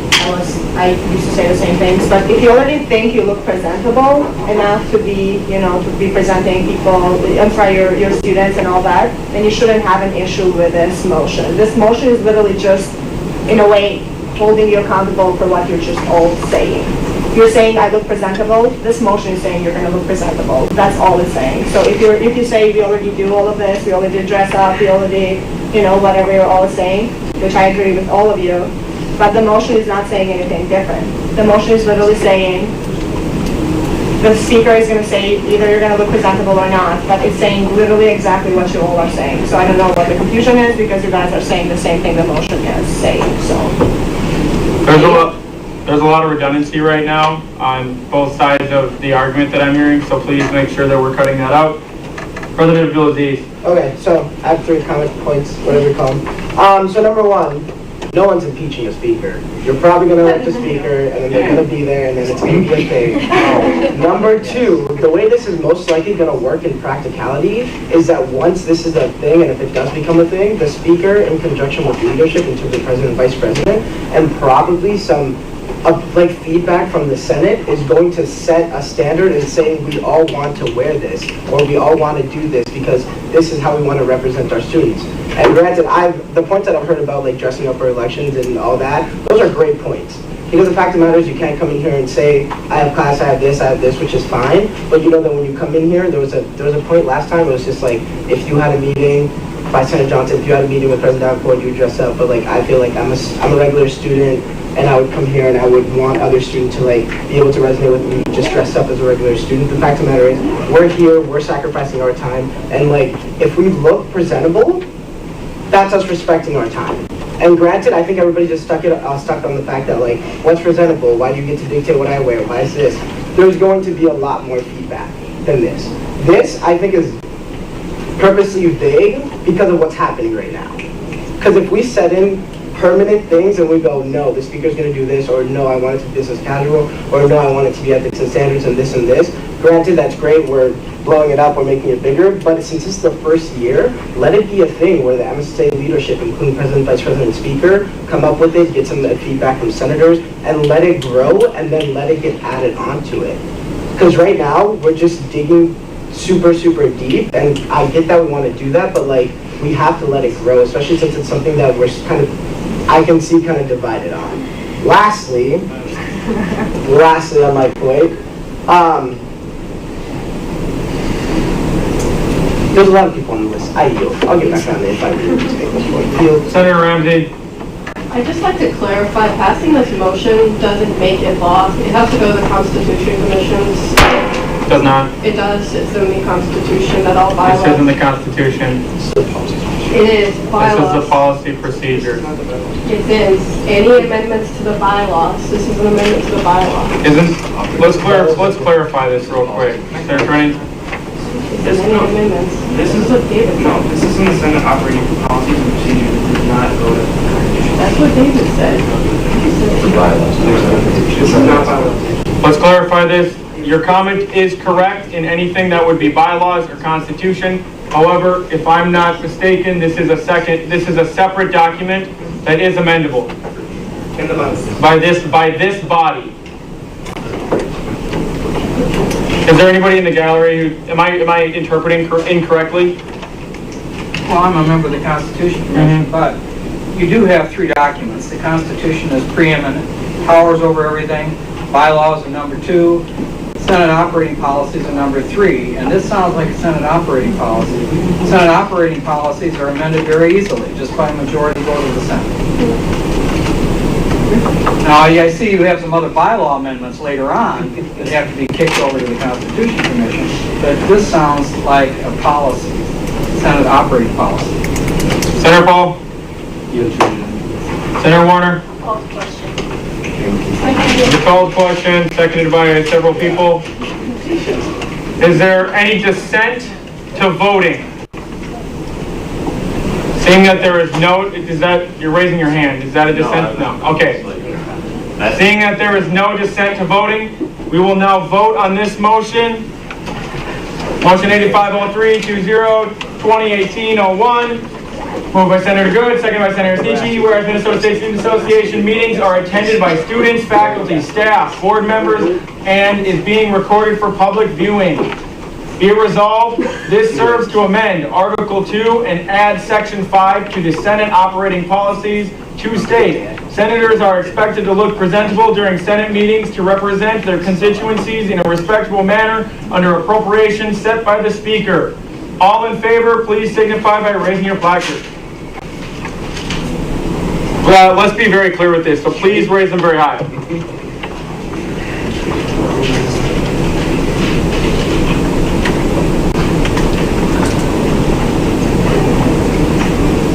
Any opposed?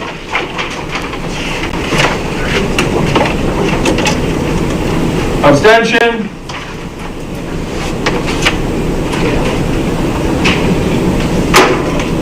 Motion passes 23-4, 1 nay, 6 abstain. Moving on to the next motion. This is motion 8503-2018.01. Moved by Senator Good, seconded by Senator Peslow.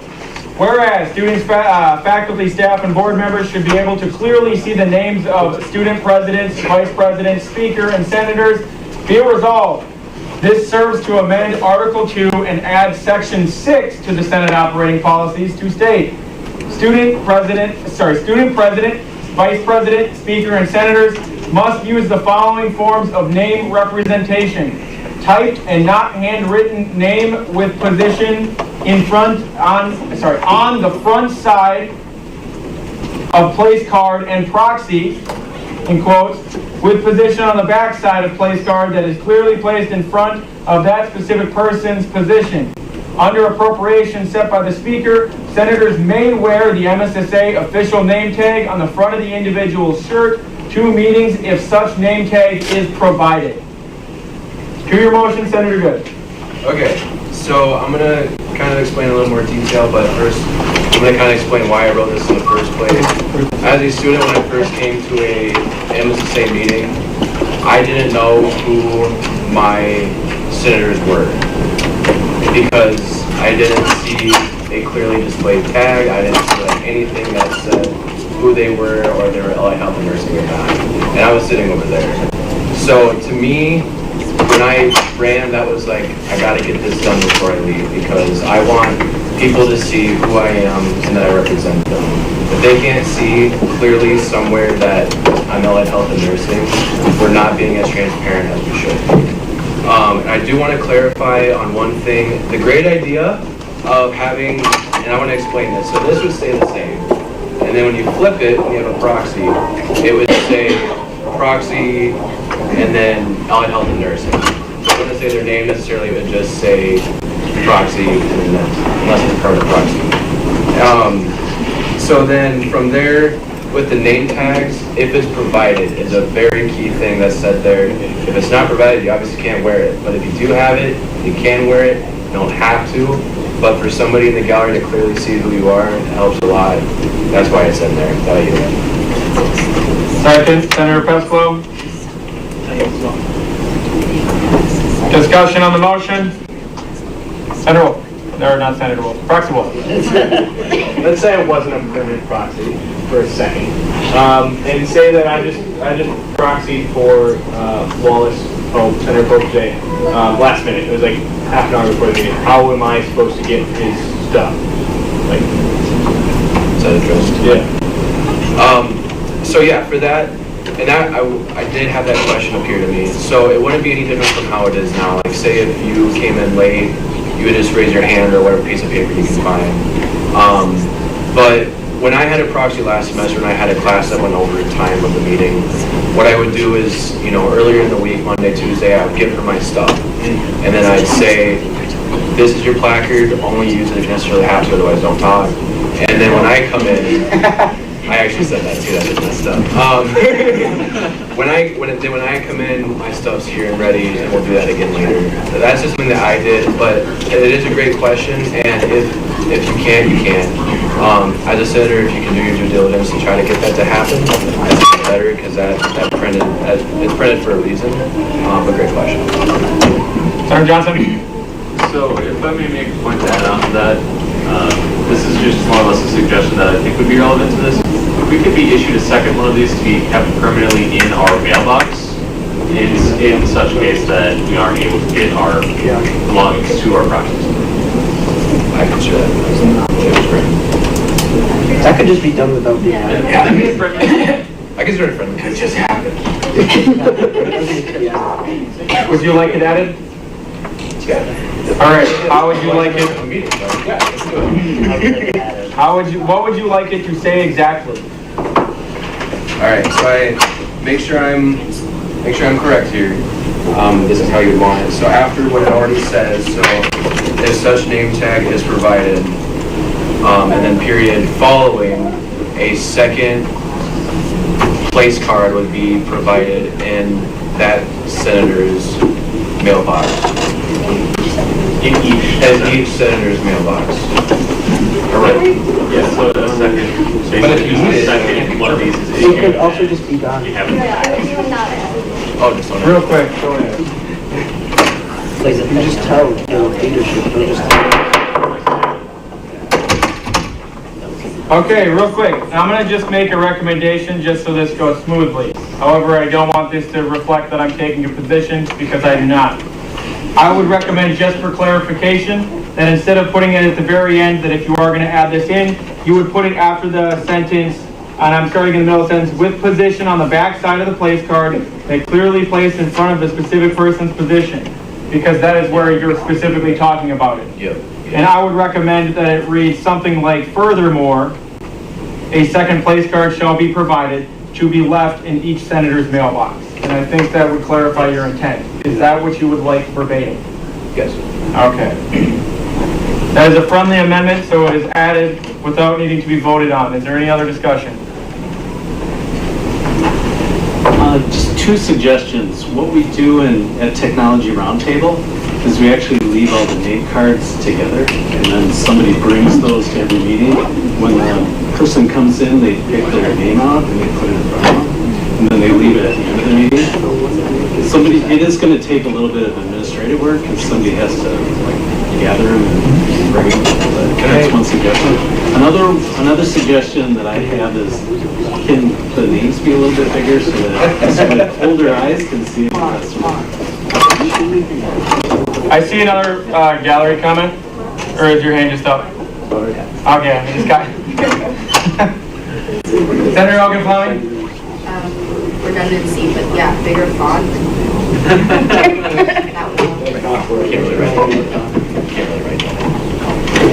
You seem like, that seems like a good recommendation, and it seems like something that wouldn't necessarily need to be written in, and that I feel if Amber was told that, she would easily agree to do that. Senator Landis. May I call the question? Let's call the question, seconded by several people. Any dissent to voting? Seeing no dissent to voting. All in favor, and I'm going to read it verbatim so that you hear it with the new friendly amendment.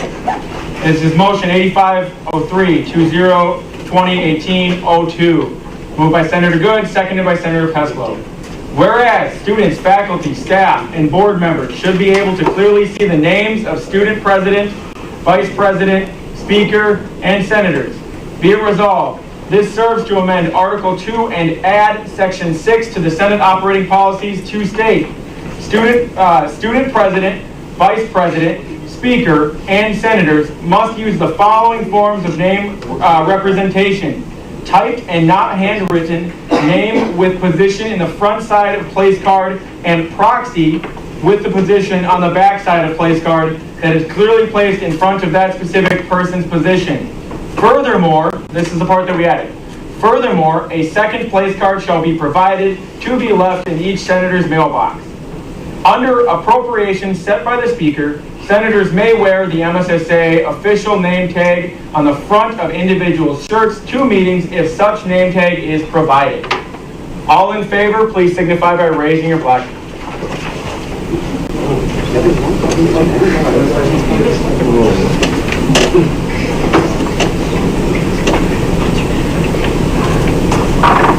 Opposed?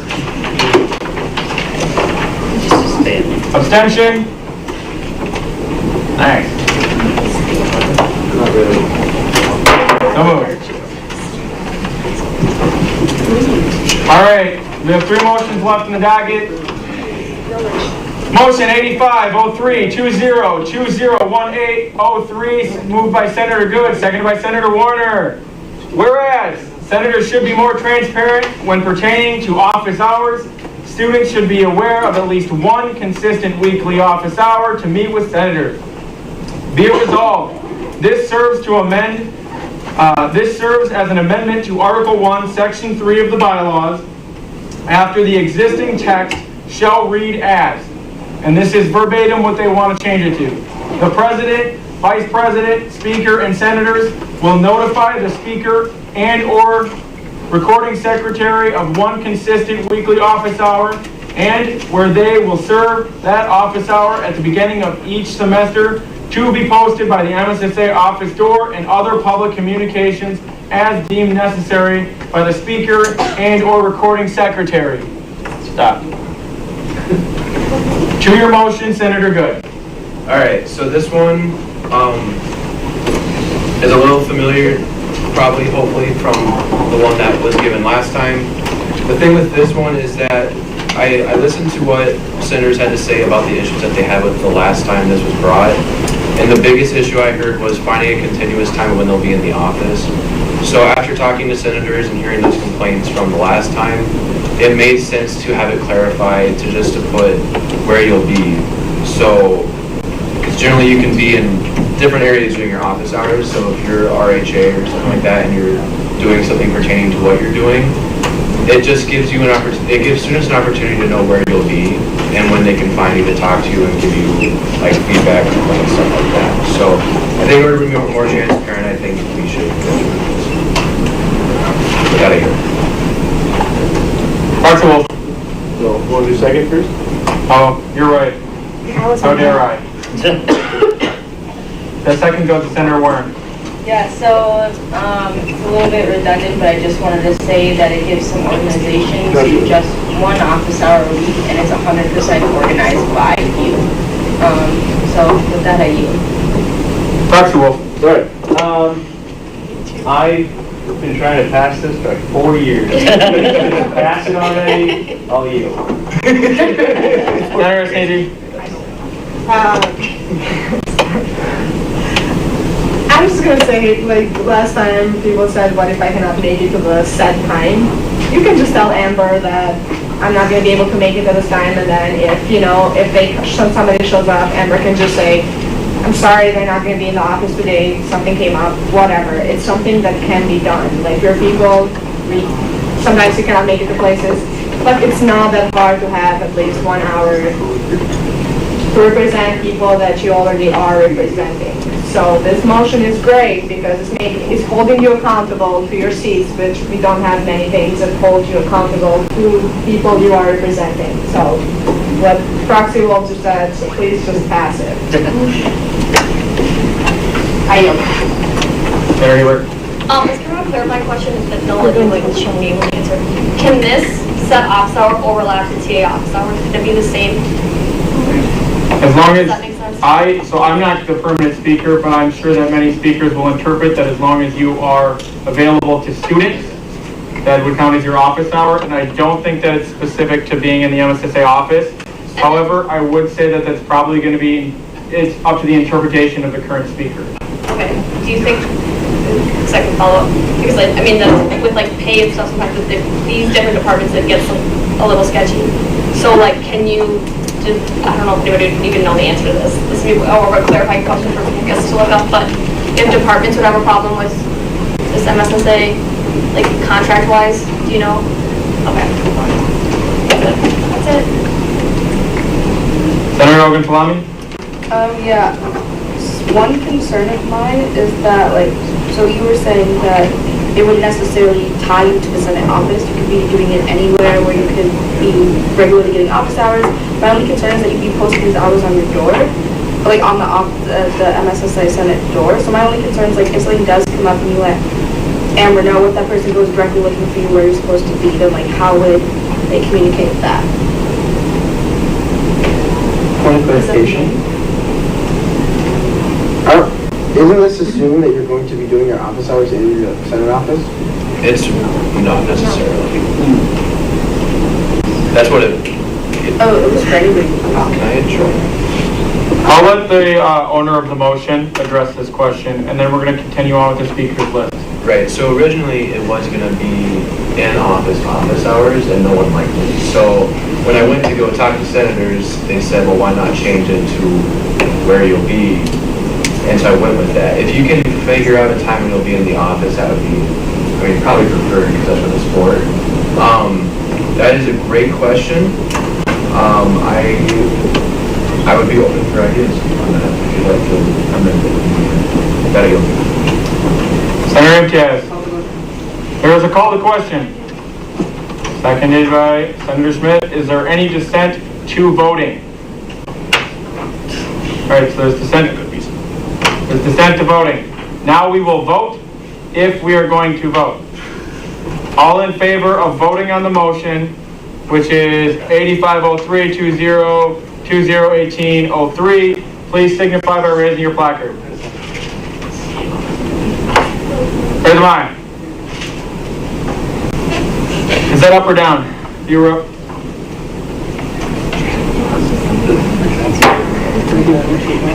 Okay.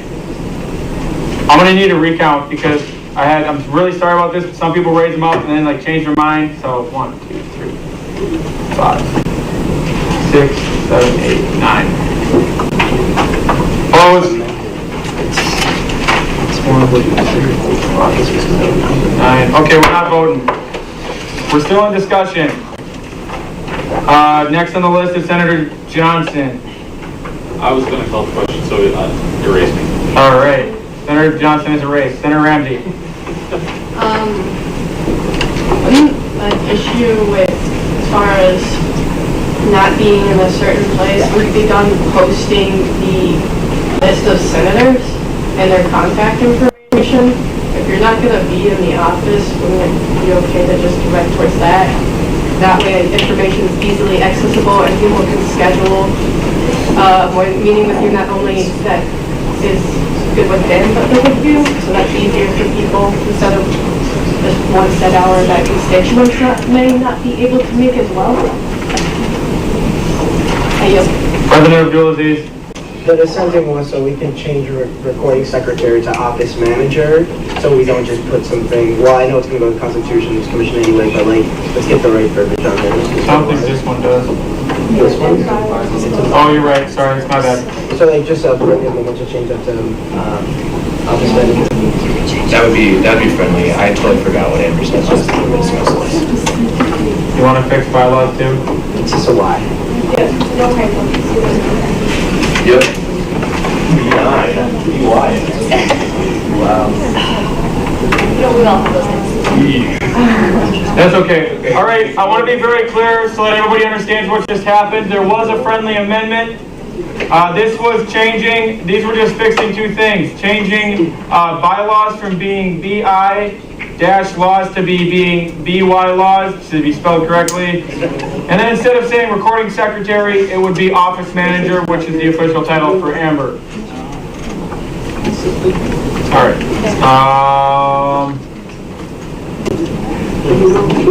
Amber. Call the question. Call the question. Any dissent to voting? All right, everybody's voting. All in favor of motion 8503-20-201803, moved by Senator Good, seconded by Senator Warner. Do you want me to read it? No. All right. All in favor, please signify by raising your placard. 3, 4, 5, 6.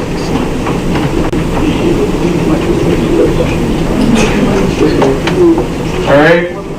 Opposed? Abstention?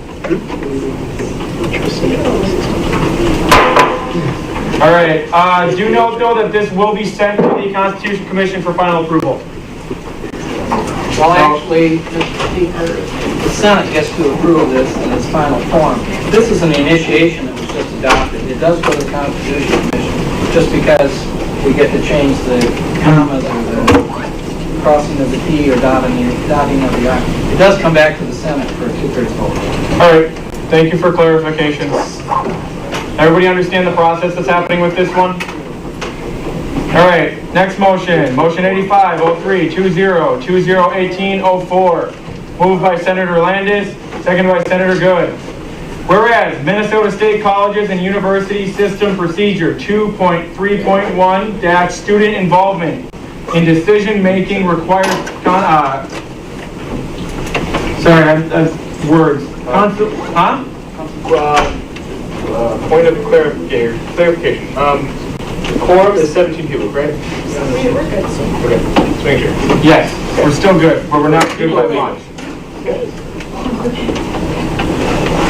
Consultation with the Campus Students Association on proposal including changes in student fees, including in their definition of consolation of the provision of necessary background materials.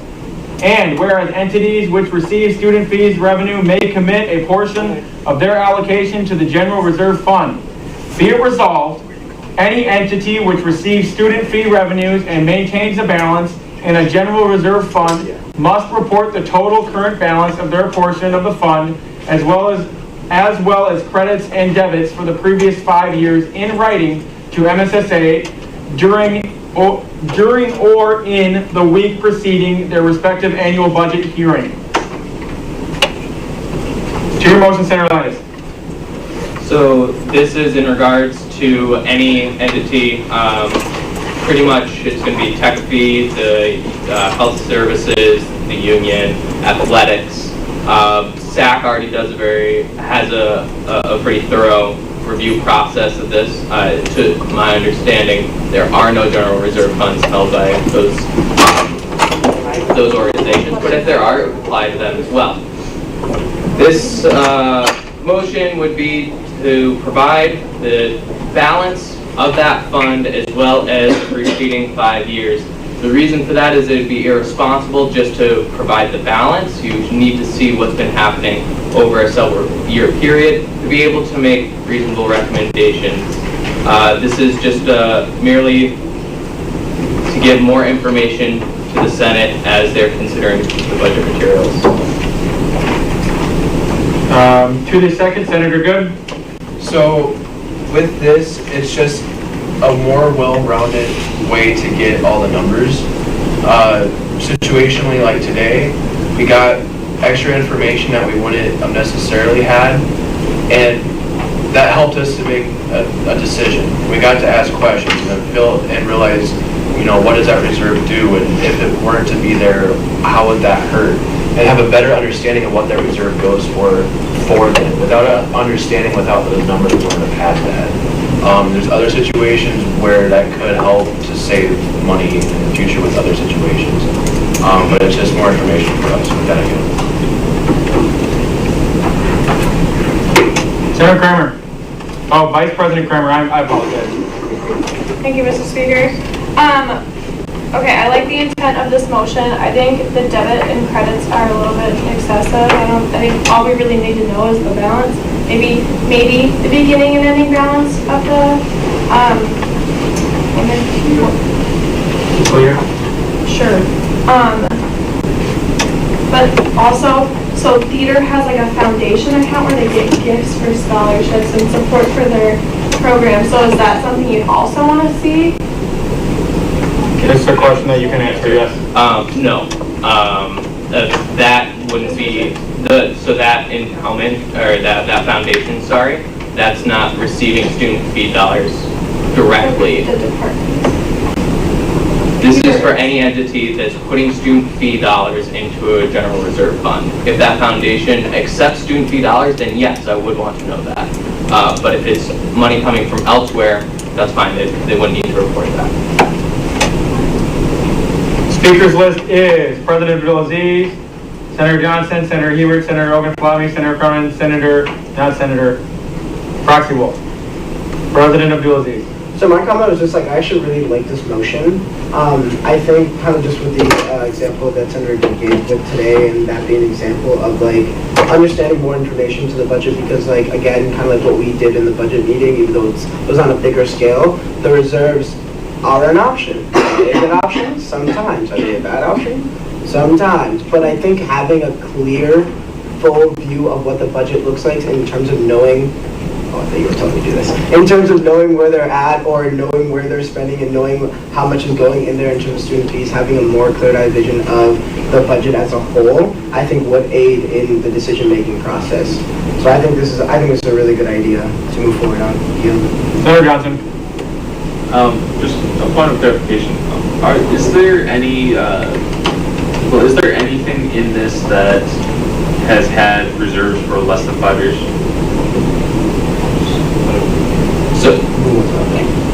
So if that would be the case, then the previous 5 years would just show that it didn't exist. Okay, for that. Senator Hebert. I guess this is for anybody who can answer it, but aren't the reserve money public knowledge by request? Is it not? Yeah. Yes. Okay. Senator Ogunflami. I think this is a good idea because when we do the budget, I feel like we ask them what they use the reserves for, what the reserves mean, et cetera, et cetera. So I'd like to have it laid out prior to, allows us to kind of take out some of the language that we create in between or when we're doing the budget, as well as just making it a visual representation so we can all kind of see like what we're voting on and what, like put that money in perspective versus just having it be a number that we hear. Senator Cronin. Call the question. Seconded by President Abdulaziz. Is there any dissent to voting? Did you have something that was pertinent before we? Just a point of clarification. If you're talking about the general fund, those are appropriated dollars. And understand that there are situations on our university budget policies that only 2% of any existing non-salary student health balance can be brought forward. Any cash balances for, like, say somebody retires, and you're going to end up with, $30,000 worth of salary money left over in this account. That will kind of skew any kind of work that the Senate might look at. So you might just want to think about not talking about the total balance, but just the balance for the non-salary and supply end of these accounts. If you throw in the salary piece, it's going to skew your results. Okay, so we did just vote. We did approve to vote, so we are going to begin voting. We're, just for clarification, because I saw Senator Johnson counting, we're at 20 people right now, so we still can vote on this. Well, 21 technically, but Senator Paul, you're going to have to abstain since you were gone for the discussion. All right. You want me to read the motion? No. All right. This is just going to be for motion 8503-201804. All in favor, please signify by raising your placard.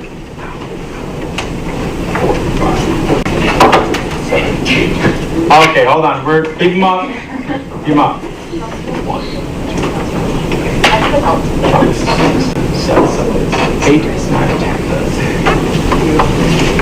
Opposed?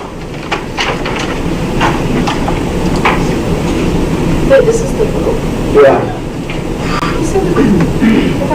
He said that this was about to vote. No, this is not the vote to vote. There was no dissent? Yes, we will re-vote now if there is obvious misunderstanding. It did get a little confusing because I asked if there was any dissent. There wasn't any dissent.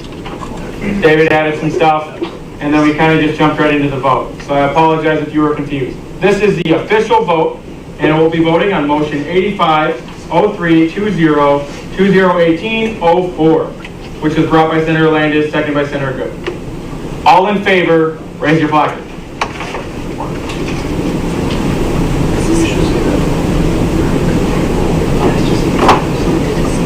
All opposed?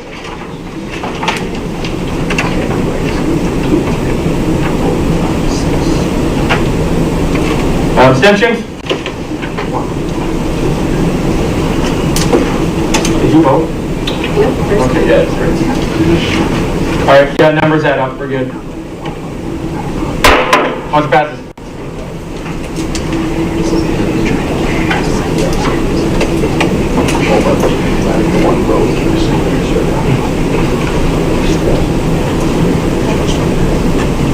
All right, last motion in our new business.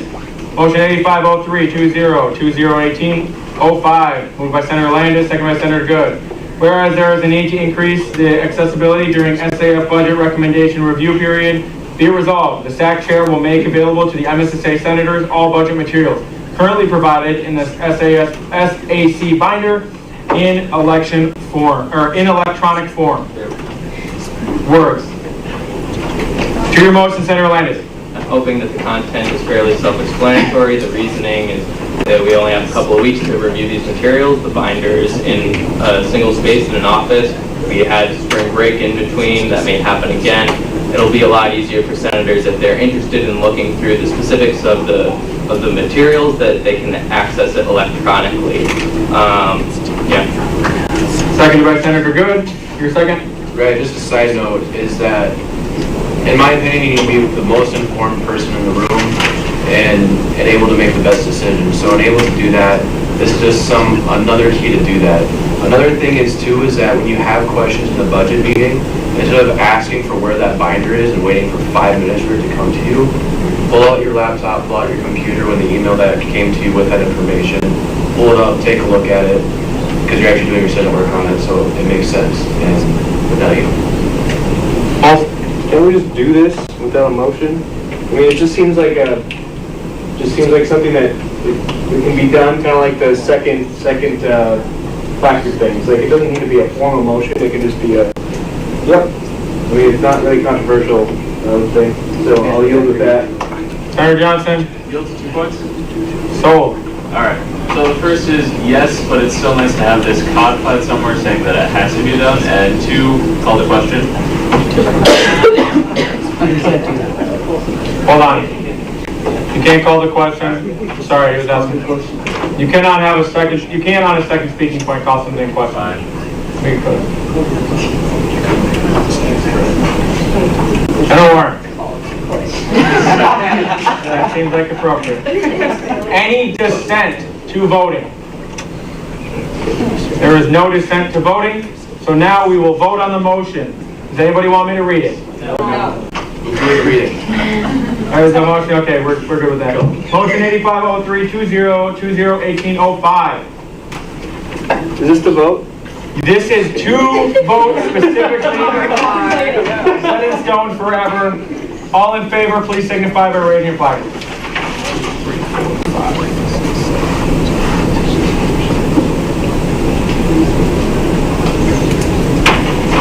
Opposed? All abstentions. Motion passes. Seeing, or does anybody have anything else for new business? New business. Wait. Specifically, a new item to be brought forth, such as a motion Oh, or discussion. wait. Yes?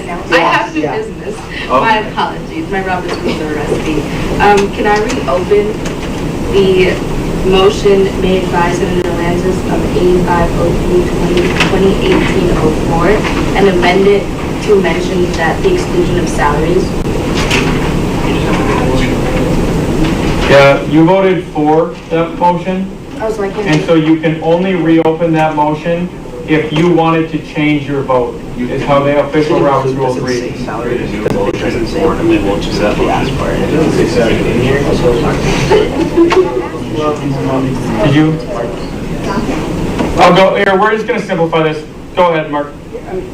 David's point was a good one. I want to make sure though, I don't know if we are on the same page with this, that this is related to reserves and how much is left in that piece, not a carryover in that instance. So I think the salary question is a little different in that situation than it would be an annual budget that had carryover. Yeah. If I'm reading you right, David, I'm not sure. Mr. Speaker, actually, the motion can stand the way it is. It's just procedurally, I think we should make sure that there's some kind of a recognition that if, there is a salary savings because somebody died or retired at the end of the year and there was that there plus their fringe benefits, that would not be viewed as either pro or con that department like theater, for example. So, yeah, just exclude the salary piece on any consideration when they present these documents to the allocations committee in the Senate. So we took a little visit there away from Robert's Rules. We're going to step back into them. Do you still have a motion that you wish to pose, and if so, how would you phrase it? All right. Is there anything else for new business? I also, too, please note, I know that your motion was a little bit different with like recommending to reopen something. Note that you do have the motion cards. If you run out of these, you can grab more from the office. So if you ever do want to do stuff like move to amend something, it's best to put it on here so that we don't mess up how you state it verbatim. Anything else for new business? Nothing else? Moving to announcements. President Abdulaziz. It was Griffin's birthday. I forgot on which day, but it was Griffin's birthday, so we're gonna sing for him. Ready? 3, 2, 1. Happy birthday to you. Happy birthday to you. Happy birthday, dear Griffin. Happy birthday to you.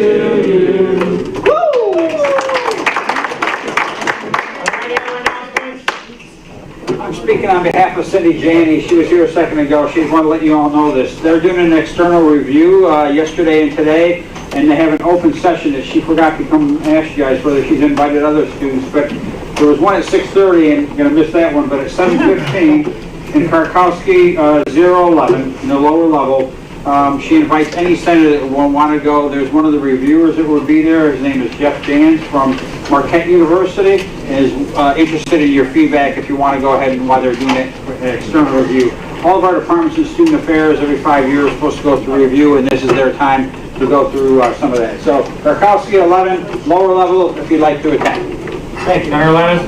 There's a rock climbing competition held right here at our rock wall this Sunday from 9 a.m. until about 6 p.m. There are divisions for beginners, intermediates, advanced, and open climbers. So if you've never climbed a wall before, you can compete. It's $30 to compete. We have more prize packs than we have competitors right now, and each prize pack is worth over $30. So I recommend, if you want some cool stuff, register. There's a great chance you'll get some cool stuff. And if you don't want to register, come on out, watch. It's a lot of fun. We have climbers coming in from several different states even that are competing at the high levels. You wouldn't compete against them if you decided to compete at the beginner. Just a reminder that hockey, we're in the tournament this weekend. Watch them. If you have the time, go to Sioux Falls. That's not far away. It's a big deal. We get here every other year or so. So let's cheer them on this weekend as we go into the Final Four. I'll yield. Anything else? Doug? You should have received electronically by email the list of priorities or objectives for next year. This is recommendations from the Tech Committee of things that we need to work on over the next year. So right now this is at the Senate for your feedback and any ideas that you have. Please give them to Senator Teo, and then we'll integrate those into this plan for our next year. You'll be voting on this next week for approval. Any other announcements? All right, there's not going to be any roll call because we're well past our end meeting time. Meeting adjourned at 6:41. Hey, we got a lot done today, and I'm really happy with everything that we accomplished. I'm sorry we went over time, but we did a lot, so good job. Still here.